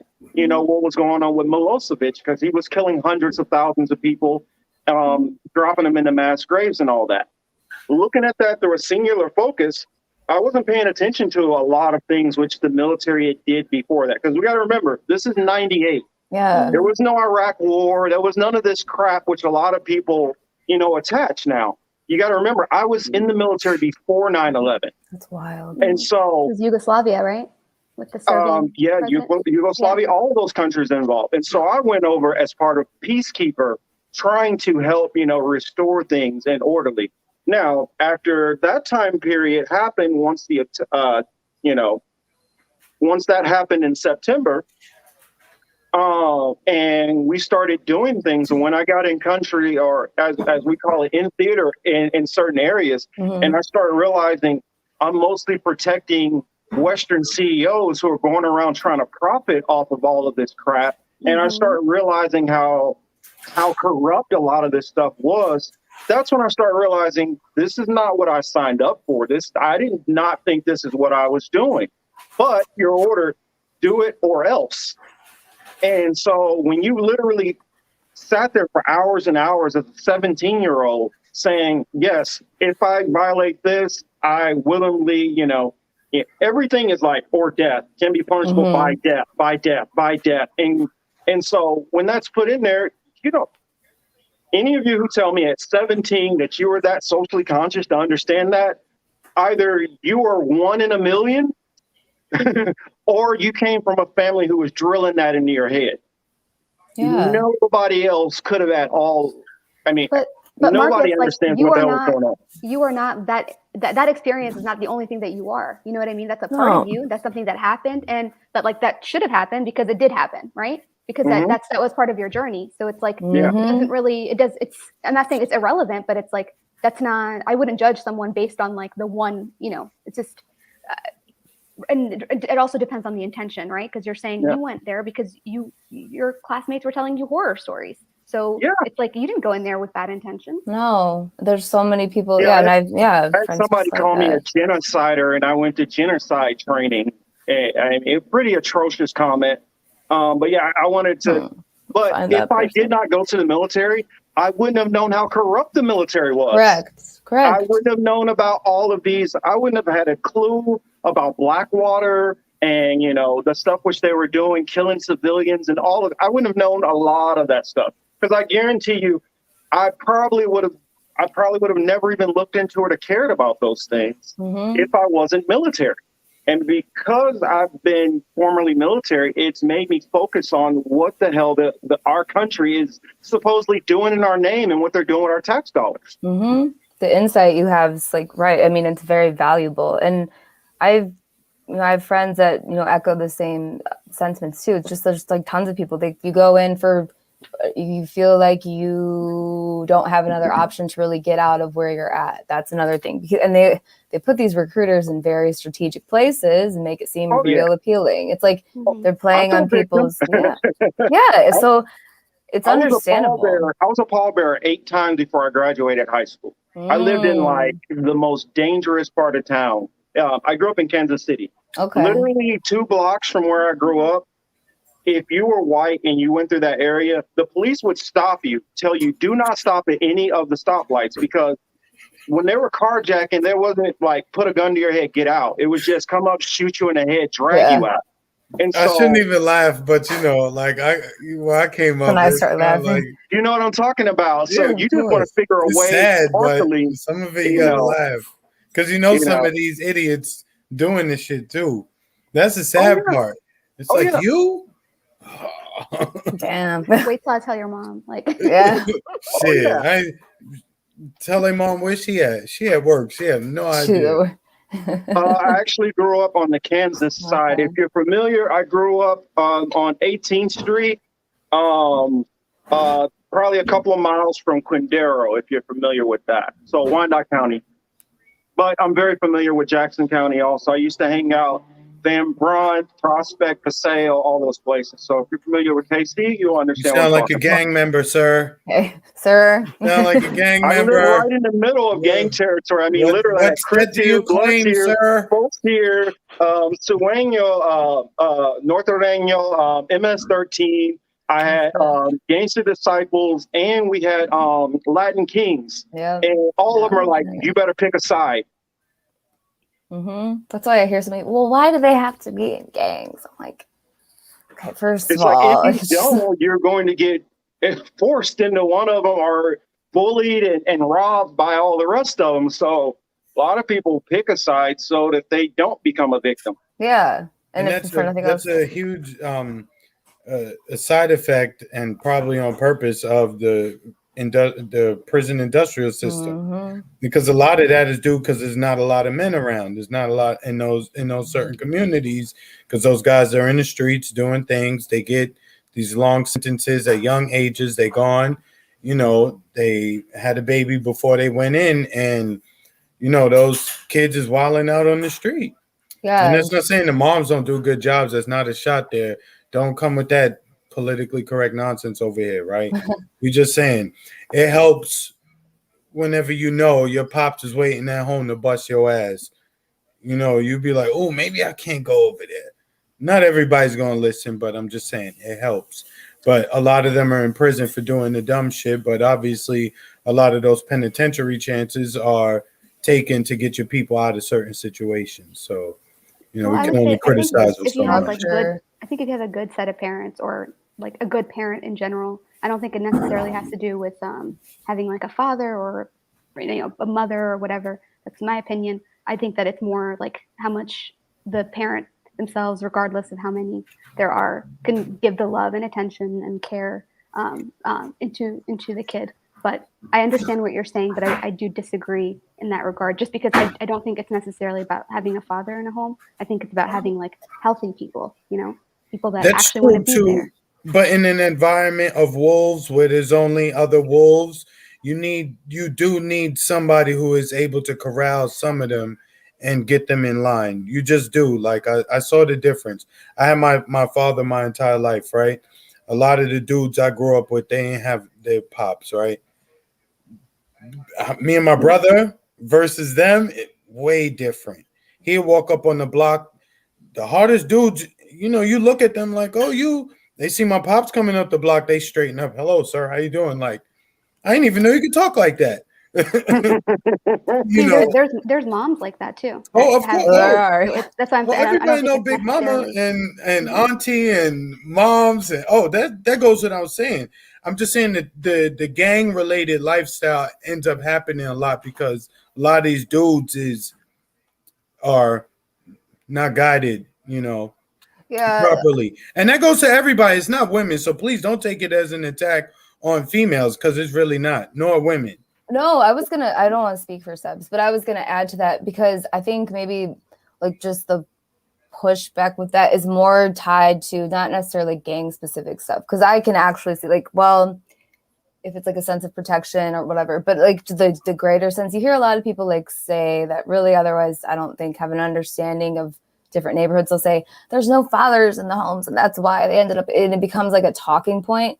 And so it's like you always just want to be careful, like of correct. Getting to that. That's and but I'm saying we're gonna keep it real. We're gonna keep it real. Like those of us who grow up in certain situations, we can see it. I've seen moms bust their ass, like do everything right. Sit down, do homework. When them boys get to a certain age, sometimes it's like But it does take a community. So please, like I said, I don't want to put it on because sometimes there's men in the crib and they dirt bags, and we know that happens a lot too. Yeah. So they're the ones teaching these kids wrong as well. So let me also put that out there. And what I saw with a lot of females who I knew who were in gangs, it was almost the reverse. You had father in the home, but you didn't have a mother figure who was, was a good role model. And so they're like, you can't tell me anything. And so they run out and try to seek for, I feel like, a mother figure to kind of guide them in a sense. I know what Ali is saying, and I don't want people to take away the message that we're saying, oh, it's because you had a single parent, because I know plenty of kids who grew up with single parents who did not get in a lot of that trouble.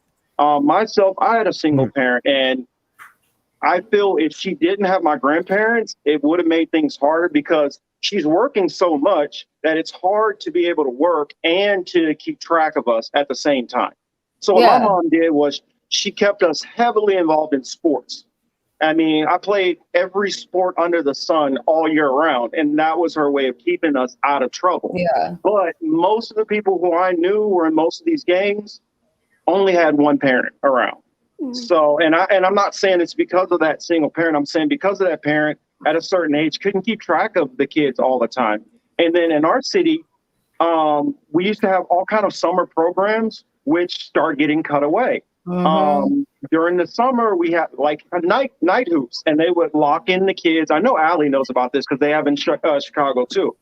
But we would have like night hoops program, and it would be a lock-in for that whole entire night. So the parents could drop their kids off, know that they're in a safe environment, watched by police officers, not getting in any trouble, not out there getting, knocked up, because like my county literally led the country per capita in teen pregnancy, my senior year in high school. And those are some of those things that go into play when you don't have a lot of, that going on in the household. And to answer Jack's question real quick, that would be Gates is my favorite. Gates is the bomb, bar none. It kicks everybody else's ass in KC. So if you're in KC or you go through there, Gates barbecue is the best. Sounds good, actually. Sounds really good. Barbecue sounds good. No, and it's just, like the structure of the system as a whole. So I don't know, all of the sides. It's like some kind of structure where, however that could come about. It's a combination of things too. And then when you add in that the best way to get money is through what? The drug game in a lot of those communities, like where Marcus is talking about, where like places where I grew up or close to it. You get to a certain age where it's either go work at Dwayne Reed, which is cool. That's fine, but I could go with my homies, chill out all day, and move these packs, and I'm gonna get cash. But they don't know that they're putting themselves in the worst possible situation. Right, and then you get caught up, and the next thing you know, you're deep in this game. I like to push back on, but how did we get into these circumstances to when we started having all of these issues where it's just one parent who's working all these hours and not able to have that supervision? So a lot of times we might look at the parent or the bad parenting or this and that, but we're not factoring in somebody put us there. It's just like the crabs in the bucket scenario. How did those crabs get in the bucket in the first place to keep pulling each other down? And And we got to look at, like, this goes back into COINTELPRO. This goes back into, a lot of drugs coming. There's a lot of things, Jack, right there. School to prison pipeline. There's so many factors that went into this. Mhm. Just like what Ali was saying earlier. This reminded me of the how activists are advocating for these drones and stuff in the smart cities and all that. Who do you think advocated for the what was it, the crime bill? This was mostly Black and brown mothers who were pushing for this because of the crime in the neighborhood. So we have the Reagan administration pump the drugs into the community. The community gets gets distraught with all of these problems that are going on, caused by the damn government, and then they come in and then crack down on everybody and bust heads. Yeah. They created a Marcus, real quick, fire to come and put it out. That's all they do. It's over and over and Marcus, over. I just want to address a comment. Gray Walker in the comment section said one problem is women are incentivized to be single moms.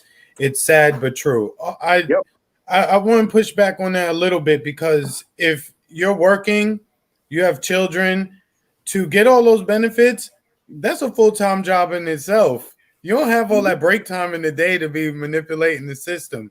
So, I mean, what women is he talking about? That's like a generalized, like you're making a huge generalization, to just say, oh, women are just incentivized, as if like we operate all the same way. They're all individuals, and you have to. There's individual people, right? I didn't mean to cut you off, but I mean, that's just a generalization. You shouldn't know. Gray Walker knows. I agree. That's what I'm saying. It's not you can't be a lazy.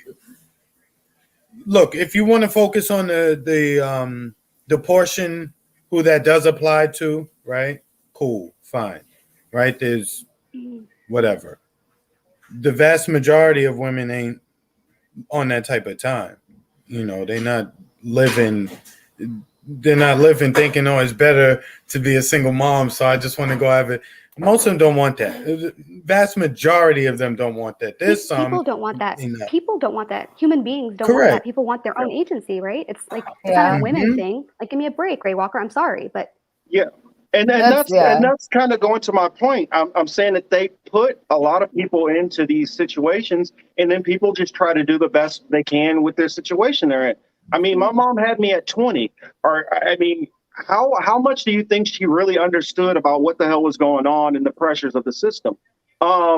Tinder, when you said Tinder says, I had no money for sports or anything, and neither did a lot of kids from where I grew up. Not many of us made it out, and most of us were from broken homes. The government does this intentionally. Exactly. I was fortunate that a lot of stuff that I did was, like, for instance, I started playing tennis at like 12. That was funded through the Arthur Ashe Tennis and Me Foundation, which was free. There were plenty of free programs where I grew up, which they don't exist anymore. So it is a different world for some kids. Yeah. And especially for the West Coast, what I noticed is a lot of those things that we started losing kind of at my later teen points, they might have been already gone on the West Coast. So we're talking about kind of different scenarios. Mm-hmm. Yeah, I'm curious what Gray Walker meant. I'm not like about. Do any of you have children? I do not. No. Oh, you don't? Okay. No, but I'm just on the topic. My best friend, she been friend. I don't know, since we were like 6 years old. I mean, she's in a situation now. Like, she's always been the type, like, I'm going to do this, and this. Like, very like it's on a timeline, and nothing like that happened at all. And she's fine, but just to give Gray Walker an example, like, there was in no way, shape, or form is she feeling like incentivized to be a single mother. And having said that, that doesn't mean that any single parent is bad. It is what it is. And I don't have kids, so I can't really speak on that. But it's like, it's more like the individual situation. That's how it's going to be. It's like, to generalize like that, you're going to miss a lot. So he never said they were lazy. Heard a testimony of a mom said that divorcing her husband would be better for her financially, but she loved him. And I mean, I believe in some. That's one situation. Yeah, like in some cases, I suppose it probably is more financially viable to divorce them. But yeah, I wouldn't put that on women, though. I don't know. I guess I'll add in, like Sebs was saying, and I grew up in an area that had, like I explained, my senior year of high school, my county led the country in teen pregnancy. Yeah. I got to hear from a lot of single moms, and what you realize is there's 1,000 different situations that people are going into, and so you can't necessarily go off of what one person is going through or another. And I'm not saying every mother is necessarily benevolent either, or father. So Right. it's just so many different things, and it's so easy for people to always want to put a lot of this into a box and say it's either this, or that. Correct. When there's so many different areas there's so many things that we might not even understand. How do we know that mother wasn't raped, and that circumstance comes in? So maybe she might have a little disdain for her own child. I've seen that before. Yeah. How do we? I mean, there's there's just so many different circumstances. What happens if you live in a town where there's just sexism that's really brutal towards women, and you're not going to be paid equally? And so now you're suffering from some of these things. So now you have to weigh out: do I want to try to go for benefits, or do I want to try? It gets complicated. So we can't, put it in a box. Go ahead, Chris. You cannot betray the manosphere. Go for it. Cool, because I really don't like most of them dudes anyway. So anyway, a lot of these guys are a lot of dudes who have a hard time meeting women, doing certain things with women.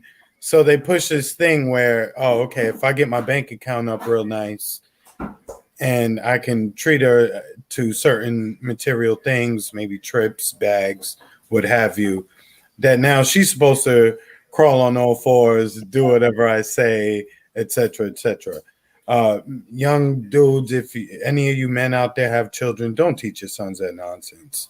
That's not how it goes. What kind of women do you want to attract? If Right. Correct. So that's why I say, complain that she's like, if you want, if you want Insta thoughts, then yes, you do that, right? If you want somebody decent, don't do it. That's my PSA. I'm done. It's true. Yeah. There's this there's a notion that, oh, well, my bank account's good or whatever. Like, I gave you everything. You still do this to me. It's like, yeah, but your personality, we just don't click. How about that? It's like these things people, that's our society's doing for sure. This is the incel community. Yes. That's what Gray Walker just said, by the way. That wasn't what yeah. That's and a unique perspective as well. So And I know you're not, my style is a little bit different. Some other shows I know, they'll kind of just go on with their chat. We love to react, as the comments come in. No. So, shoot, we got Jordan dropping in. Klobuchar. Is that him who said he talk all the time? Is that him who said he liked Amy Klobuchar? Yeah, that's him. Amy Klobuchar is on his wall. I mean, just it's okay. I would assume he didn't have on his glasses. On that one.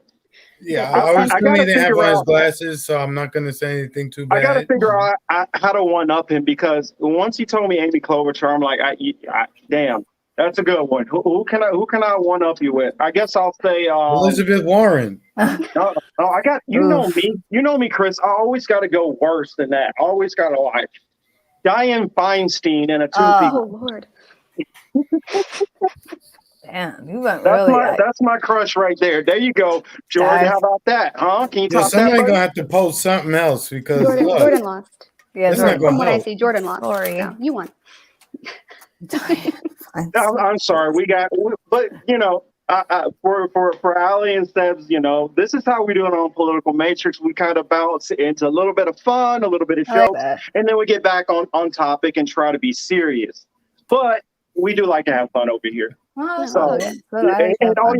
chat that you see that you want to hop on, or something that somebody said, hey, pop it up on the screen or let me know. Read it out loud and let's all discuss it. That's the way we learn and grow on some of these things. If we just skip by these comments that people are saying, then they don't think about them in a more introspective way and understand all these things are far more complex and more nuanced than we give credit. Or I won't say that we don't give credit to. I say most people when they talk about these things. That's the reason why we like to go at least about a good 2 hours, so we can really have time to expand and talk about it, and then hash out our differences one way or another. Like for instance, last week, You gotta laugh we were sometimes, talking yeah. about the Dylan Roof thing, and we got a little, testy with each other, but we all love each other here. But that's what we do, and that's the only way we're gonna ever, understand each other Mhm. if we don't talk about this stuff. Yeah, I and I do agree. apologize. I didn't mean to come off rude to Gray Walker. It was just him and I talk all the time about this particular subject.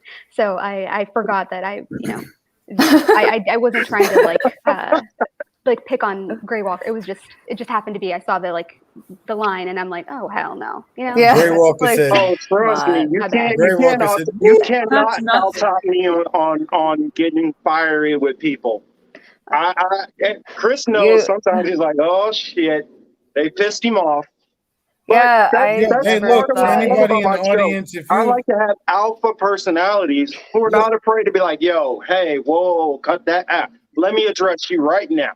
look, if anybody, Marcus, if anybody's interested in doing something other than politics, like music, pop culture, stupid shit, like I'm for the shits too. So, Oh, absolutely.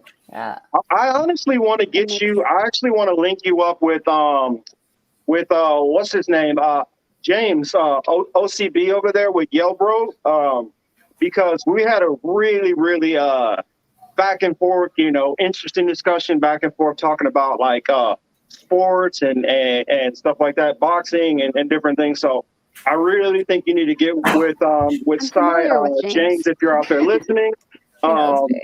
But I mean, I don't think I've ever murder. had such a deep conversation about sports in my life. So, I mean, it was a lot of fun, very mentally challenging. So I definitely enjoyed it. So I just wanted to put that out there while we have you here.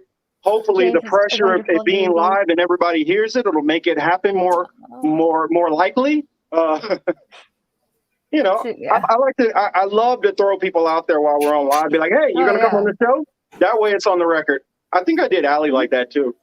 Yeah, I would like for the record, I I'm would for love. that. I like it. Yeah, and I would definitely want to. I mean, I'm gonna speak for Sebs too. I feel like it. And we will definitely also come back to this. Oh yeah. Come back, yeah, for sure. Because just based on this conversation, there's a million different rabbit holes to go down, and yeah. And I like to laugh too. It's not all serious all the time. Oh yeah. I'm really Well, not Yeah, you serious of a can, person. man. You gotta find I always say you gotta find the beauty in the struggle. Like, Oh yeah. it's serious and shit like that, but sometimes you gotta get these jokes off. I mean, Oh how else my you gonna God, lose yeah. weight if you're not laughing? Well, You're just I gonna get mean, what we depressed. talk about, this stuff, in all honesty, if you really think about it, it's kind of a little depressing. I A little mean, if bit. you really think about it, we're really like slow walking to a dystopian future.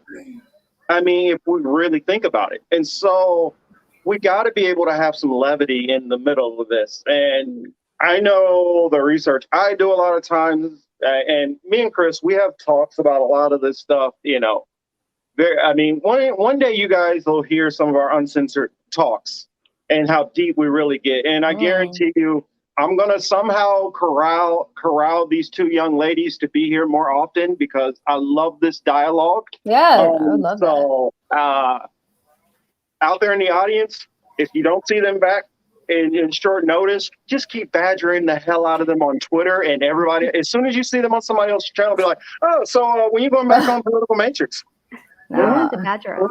Yeah, you won't have to badger. It's our pleasure, Promise. for real. Yeah.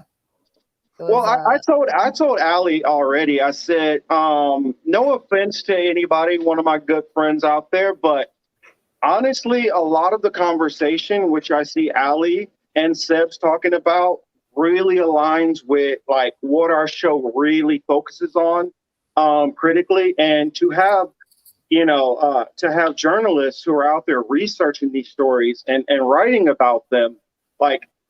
I'm the guy who's looking at it from 10,000 feet up.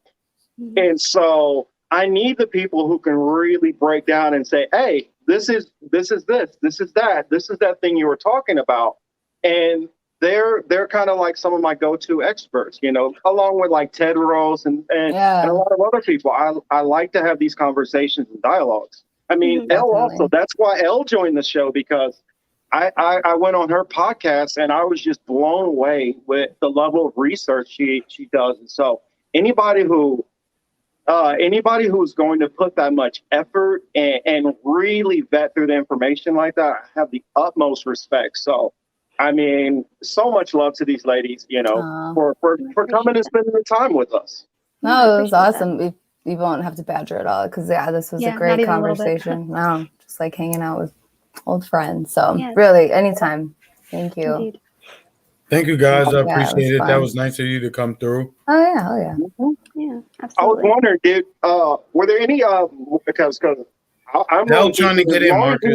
As long as you guys want to, was there anything that we needed to go into that because I feel like we covered some stuff, but I want to make sure everything that we wanted to get out, you know, that we, you know, bring up other stuff, or if it's stuff that we kind of left off the table that we need to have you guys back on for. I was gonna say, I think that I would love to come back because there's definitely some stuff we haven't covered yet, and I'm gonna say we'll come back soon. Yeah. Yes. If that's cool with that's you. Yes. That's a promise for me. So I'm going to make a promise for Allie too. I'll hold you to it. I got a great memory. No, seriously, I don't. No, it took forever just because I bumped, you know, and people always like. Well, I know you had family in town. You had a lot of stuff going on, and for the longest, for those who aren't familiar with busy. Allie's, everybody's busy. You know, she had her own live streams that she had to be on with Slow News Day, and so now. She's been freed up from what I heard to do a lot more writing and more availability. So I'm going to take advantage of it. Awesome. No, this was great. So thanks again for and please, ladies, can you share where they can get a hold of your articles, your Twitter handles, any information that they can find to get a hold of you, your stories which you're writing, your Substacks, you know. Anything that you have working on that you have planned, you know, down the road, you know, please plug yourself. So you can just follow me. My Twitter handle's right there. It's Ali Alexandra with 2 A's. And then you can follow me on alialexandra.substack.com. And my brain is completely fried right now, but I will have a better answer for you next time about what I'm working. There's a lot of different things going on, but I'm sorry. Not like in a bad way. It's more just like after kind of like streaming sometimes like my brain just turns to mush. So I've got a lot of stuff going on. So I appreciate again you having us on. It was good to be here. Yes, definitely. Will. Yes. I was gonna say I put my Twitter handle on the bottom as well. I think it should be Red Sea Cactus, and then I have a Medium. It's Solar Tsunami. So that's I'll put it down in the chat as well if they want to see. But otherwise, I was gonna say, in fact, I literally for the show when they click on the icon, it literally has you guys' Twitter handles on there. Oh, so thank you. That way that they can definitely have no excuse to not be able to find you on Twitter. Perfect. Thanks very much. Appreciate it. And then as far as like anything that I'm like looking into recently, I've been looking at like just the crypto stuff in the global South as far as like who's been adopting it. So I've been down that rabbit hole. So that's where my headspace is at. The infrastructure bill. With shadow ban. Yes. Refugee. Shout out to Rack. Yeah. And look for Shadow. Shadow will be on. In fact, I might have to have him on. And both you two ladies, so we can get into this crypto, stuff. I know Chris knows a good deal about some of this. Jack would be the person. Jack also, I'm gonna have to reach out to you, Jack, and get you on here too. Yeah. So we can have just a panel to talk about all of this crypto and really, really break it down to the nitty gritty. Okay. Yeah. Sweet. Jack said he's down. Okay. I got chicken on my grill, crown in my cup. Thank y'all for coming through. I'm about to go make some mojito in a minute. So I'm about to go make some food. I'm sorry. I'm hungry as shit. So I'm about to go, and it's 10:30. It's late. It's late. Yeah. No, this is fun. I thought you were doing some bars, Chris. No, not right now. That's why I thought that was going. Oh no, not yet. No. Labor Day's coming up. Yeah. That's funny. I never know that. I never know when Labor Day is. Yeah, I know. Right? You only know because it's the party day. So Yeah. you just gotta know where to go. Every day is Oh, party yeah. day when you're out of work. Hell, why don't you let everybody know about your recent interview you just had with Chris? I just sat down and listened to it. Oh, we had a Even good though it Kanye said- breakdown. I mean, Yeah, it flew part one. by. I felt like I was only listening to it for like 30 minutes. I was like, holy crap, was an hour and 45 36. minutes went by that fast? I mean, it was really good conversation. Look, I put in time this week and I already worked 40 hours this week. Like, I'm gonna relax. I'm gonna roll something up and enjoy the rest of my night. Yeah. Wish I That's could. what it is. And I also did an episode fully with Chris, which was the Super Awkward Funcast regular episode. It's called Hit Me With the Next Shot. And it's about the boosters and the, what was the other thing it was about? 9/11 comes up. We talk a good deal about that. Afghanistan, all the shit that's going on.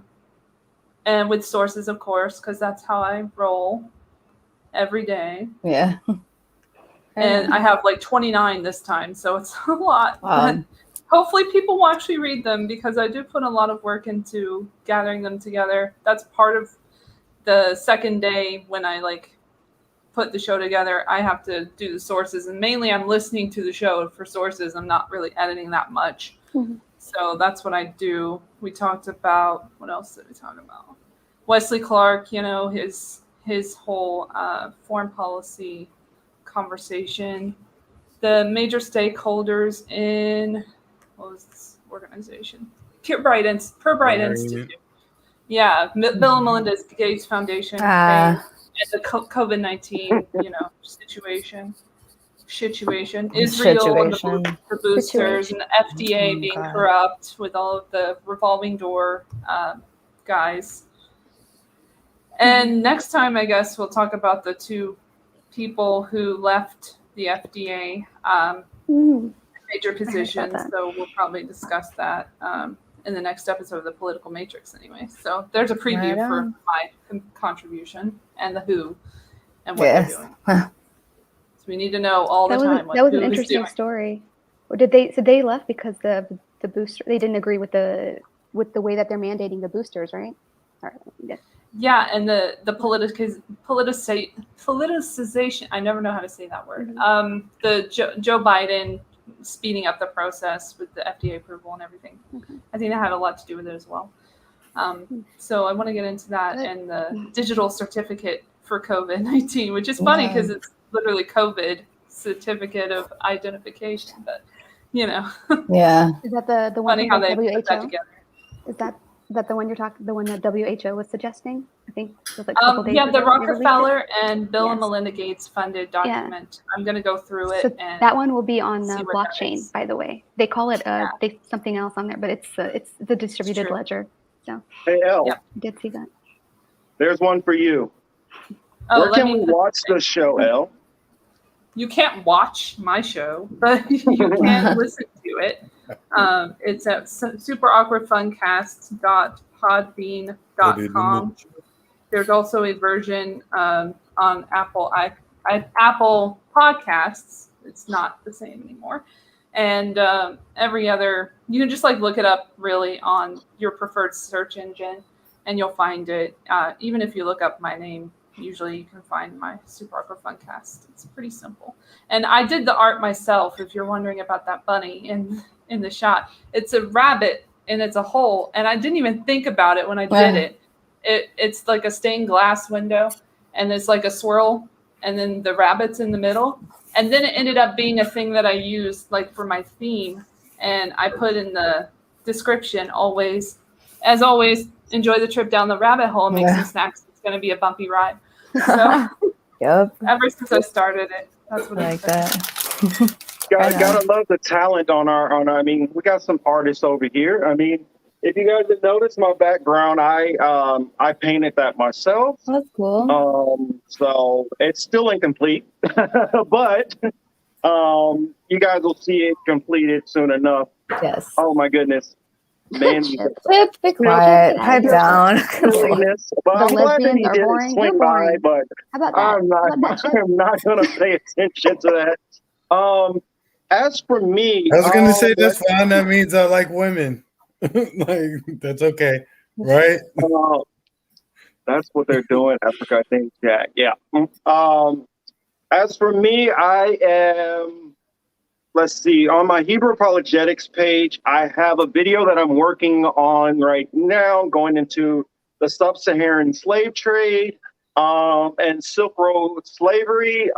So that's the next video that I'm doing. All of these videos that I've been doing, all this history that I've been building is all building up to a premise and a point. Wow. So just bear with me and take each of these little nuggets at a time. Try not to get too triggered by anything in there, because trust me, nobody gets out without a rock being thrown at them. So everybody gets called out for every single thing. So please try not to get triggered by any of it. And then eventually, after I've laid that basis, then I'll start getting into the foundational biblical stuff for those who are interested in that aspect. And then also, I am working on something for this channel. Granted, this video is basically the political matrix, but right now we're kind of on not copyright, but this time we have a strike right now, so we can't broadcast on our normal channel. But I do have. We get to blame that on L, not me this time. Yeah, I think it was me. I don't know. It might have been me this time that got us in trouble. No, actually, you know what? Let's just blame it on L. We haven't blamed it on L yet, so I'm gonna blame it on L this time. But yeah, I got some stuff coming on this channel. A couple of little videos talking about Afghanistan, and a couple of just taking a deeper look at some of the world politics and events in a deeper kind of just my thoughts. Yeah. So that's what I have going on there. Make sure to watch the Political Matrix. We should be back on our regular channel. Elle already tipped you off to some of the stuff, and you guys already know what we talk about on there. So make sure to just tune in. But that said, this has been a Political Matrix by way of what I've been thinking with Marcus Cage. I am your host, Marcus Cage. Thank you, Also ladies. known as Appreciate it. Young Thank you. Morpheus, This was fun. here with Cy Lawson, Thanks. Thank El you. Latham, You already know. here with Ali, Alexandria, and Marcus, Sebs we talk. Solomon. So much fun. Thank you, Thank everyone, you. for joining us. This was fun. And also, I got to make sure to throw a shout out to our buddy who was not here, our co-host and dear friend and brother, the Blue Maverick himself, Mr. Emmanuel. And make sure to catch us all Saturday. Let's see. I guess I'll throw out the time for those who aren't familiar. 11 a.m. I mean, 11 p.m., Coast, please. If you're on the East Coast, it is 11 p.m. If you're out here on the West like me, it will be 8. And in the Central, you guys can figure out in between. Marcus, we you're don't taking acknowledge my those Saturday times. nights. I think you owe me like some jewelry or something. I know. Well, this is what I'm thinking. I mean, A night out, a date, I'm something playing like. with the idea we might be moving. We've talked about it a couple of times, but we'll see. We'll do a poll or something on Twitter and see. We might move it to Sunday because I know that Sunday is a good day for Allie, and I like to drag her on over there. So That would help a lot. Don't do it. I definitely want to have these young ladies definitely a part of the show much more often. If I'm not sure if I have you guys in my private, or not private, but in the Political Matrix little DM, I'll add you in there. And I normally throw the link in. You guys do not need an invitation. Anytime you just want to hop right in, even if it's for a couple of minutes, you're more than welcome. You're so sweet. Okay. Yeah, thank you. This Thank has you so been much. fun. So that's it. We are going to sign off. You all have a wonderful one. Thank you very much. Peace out, Bye, guys. guys. Thank you.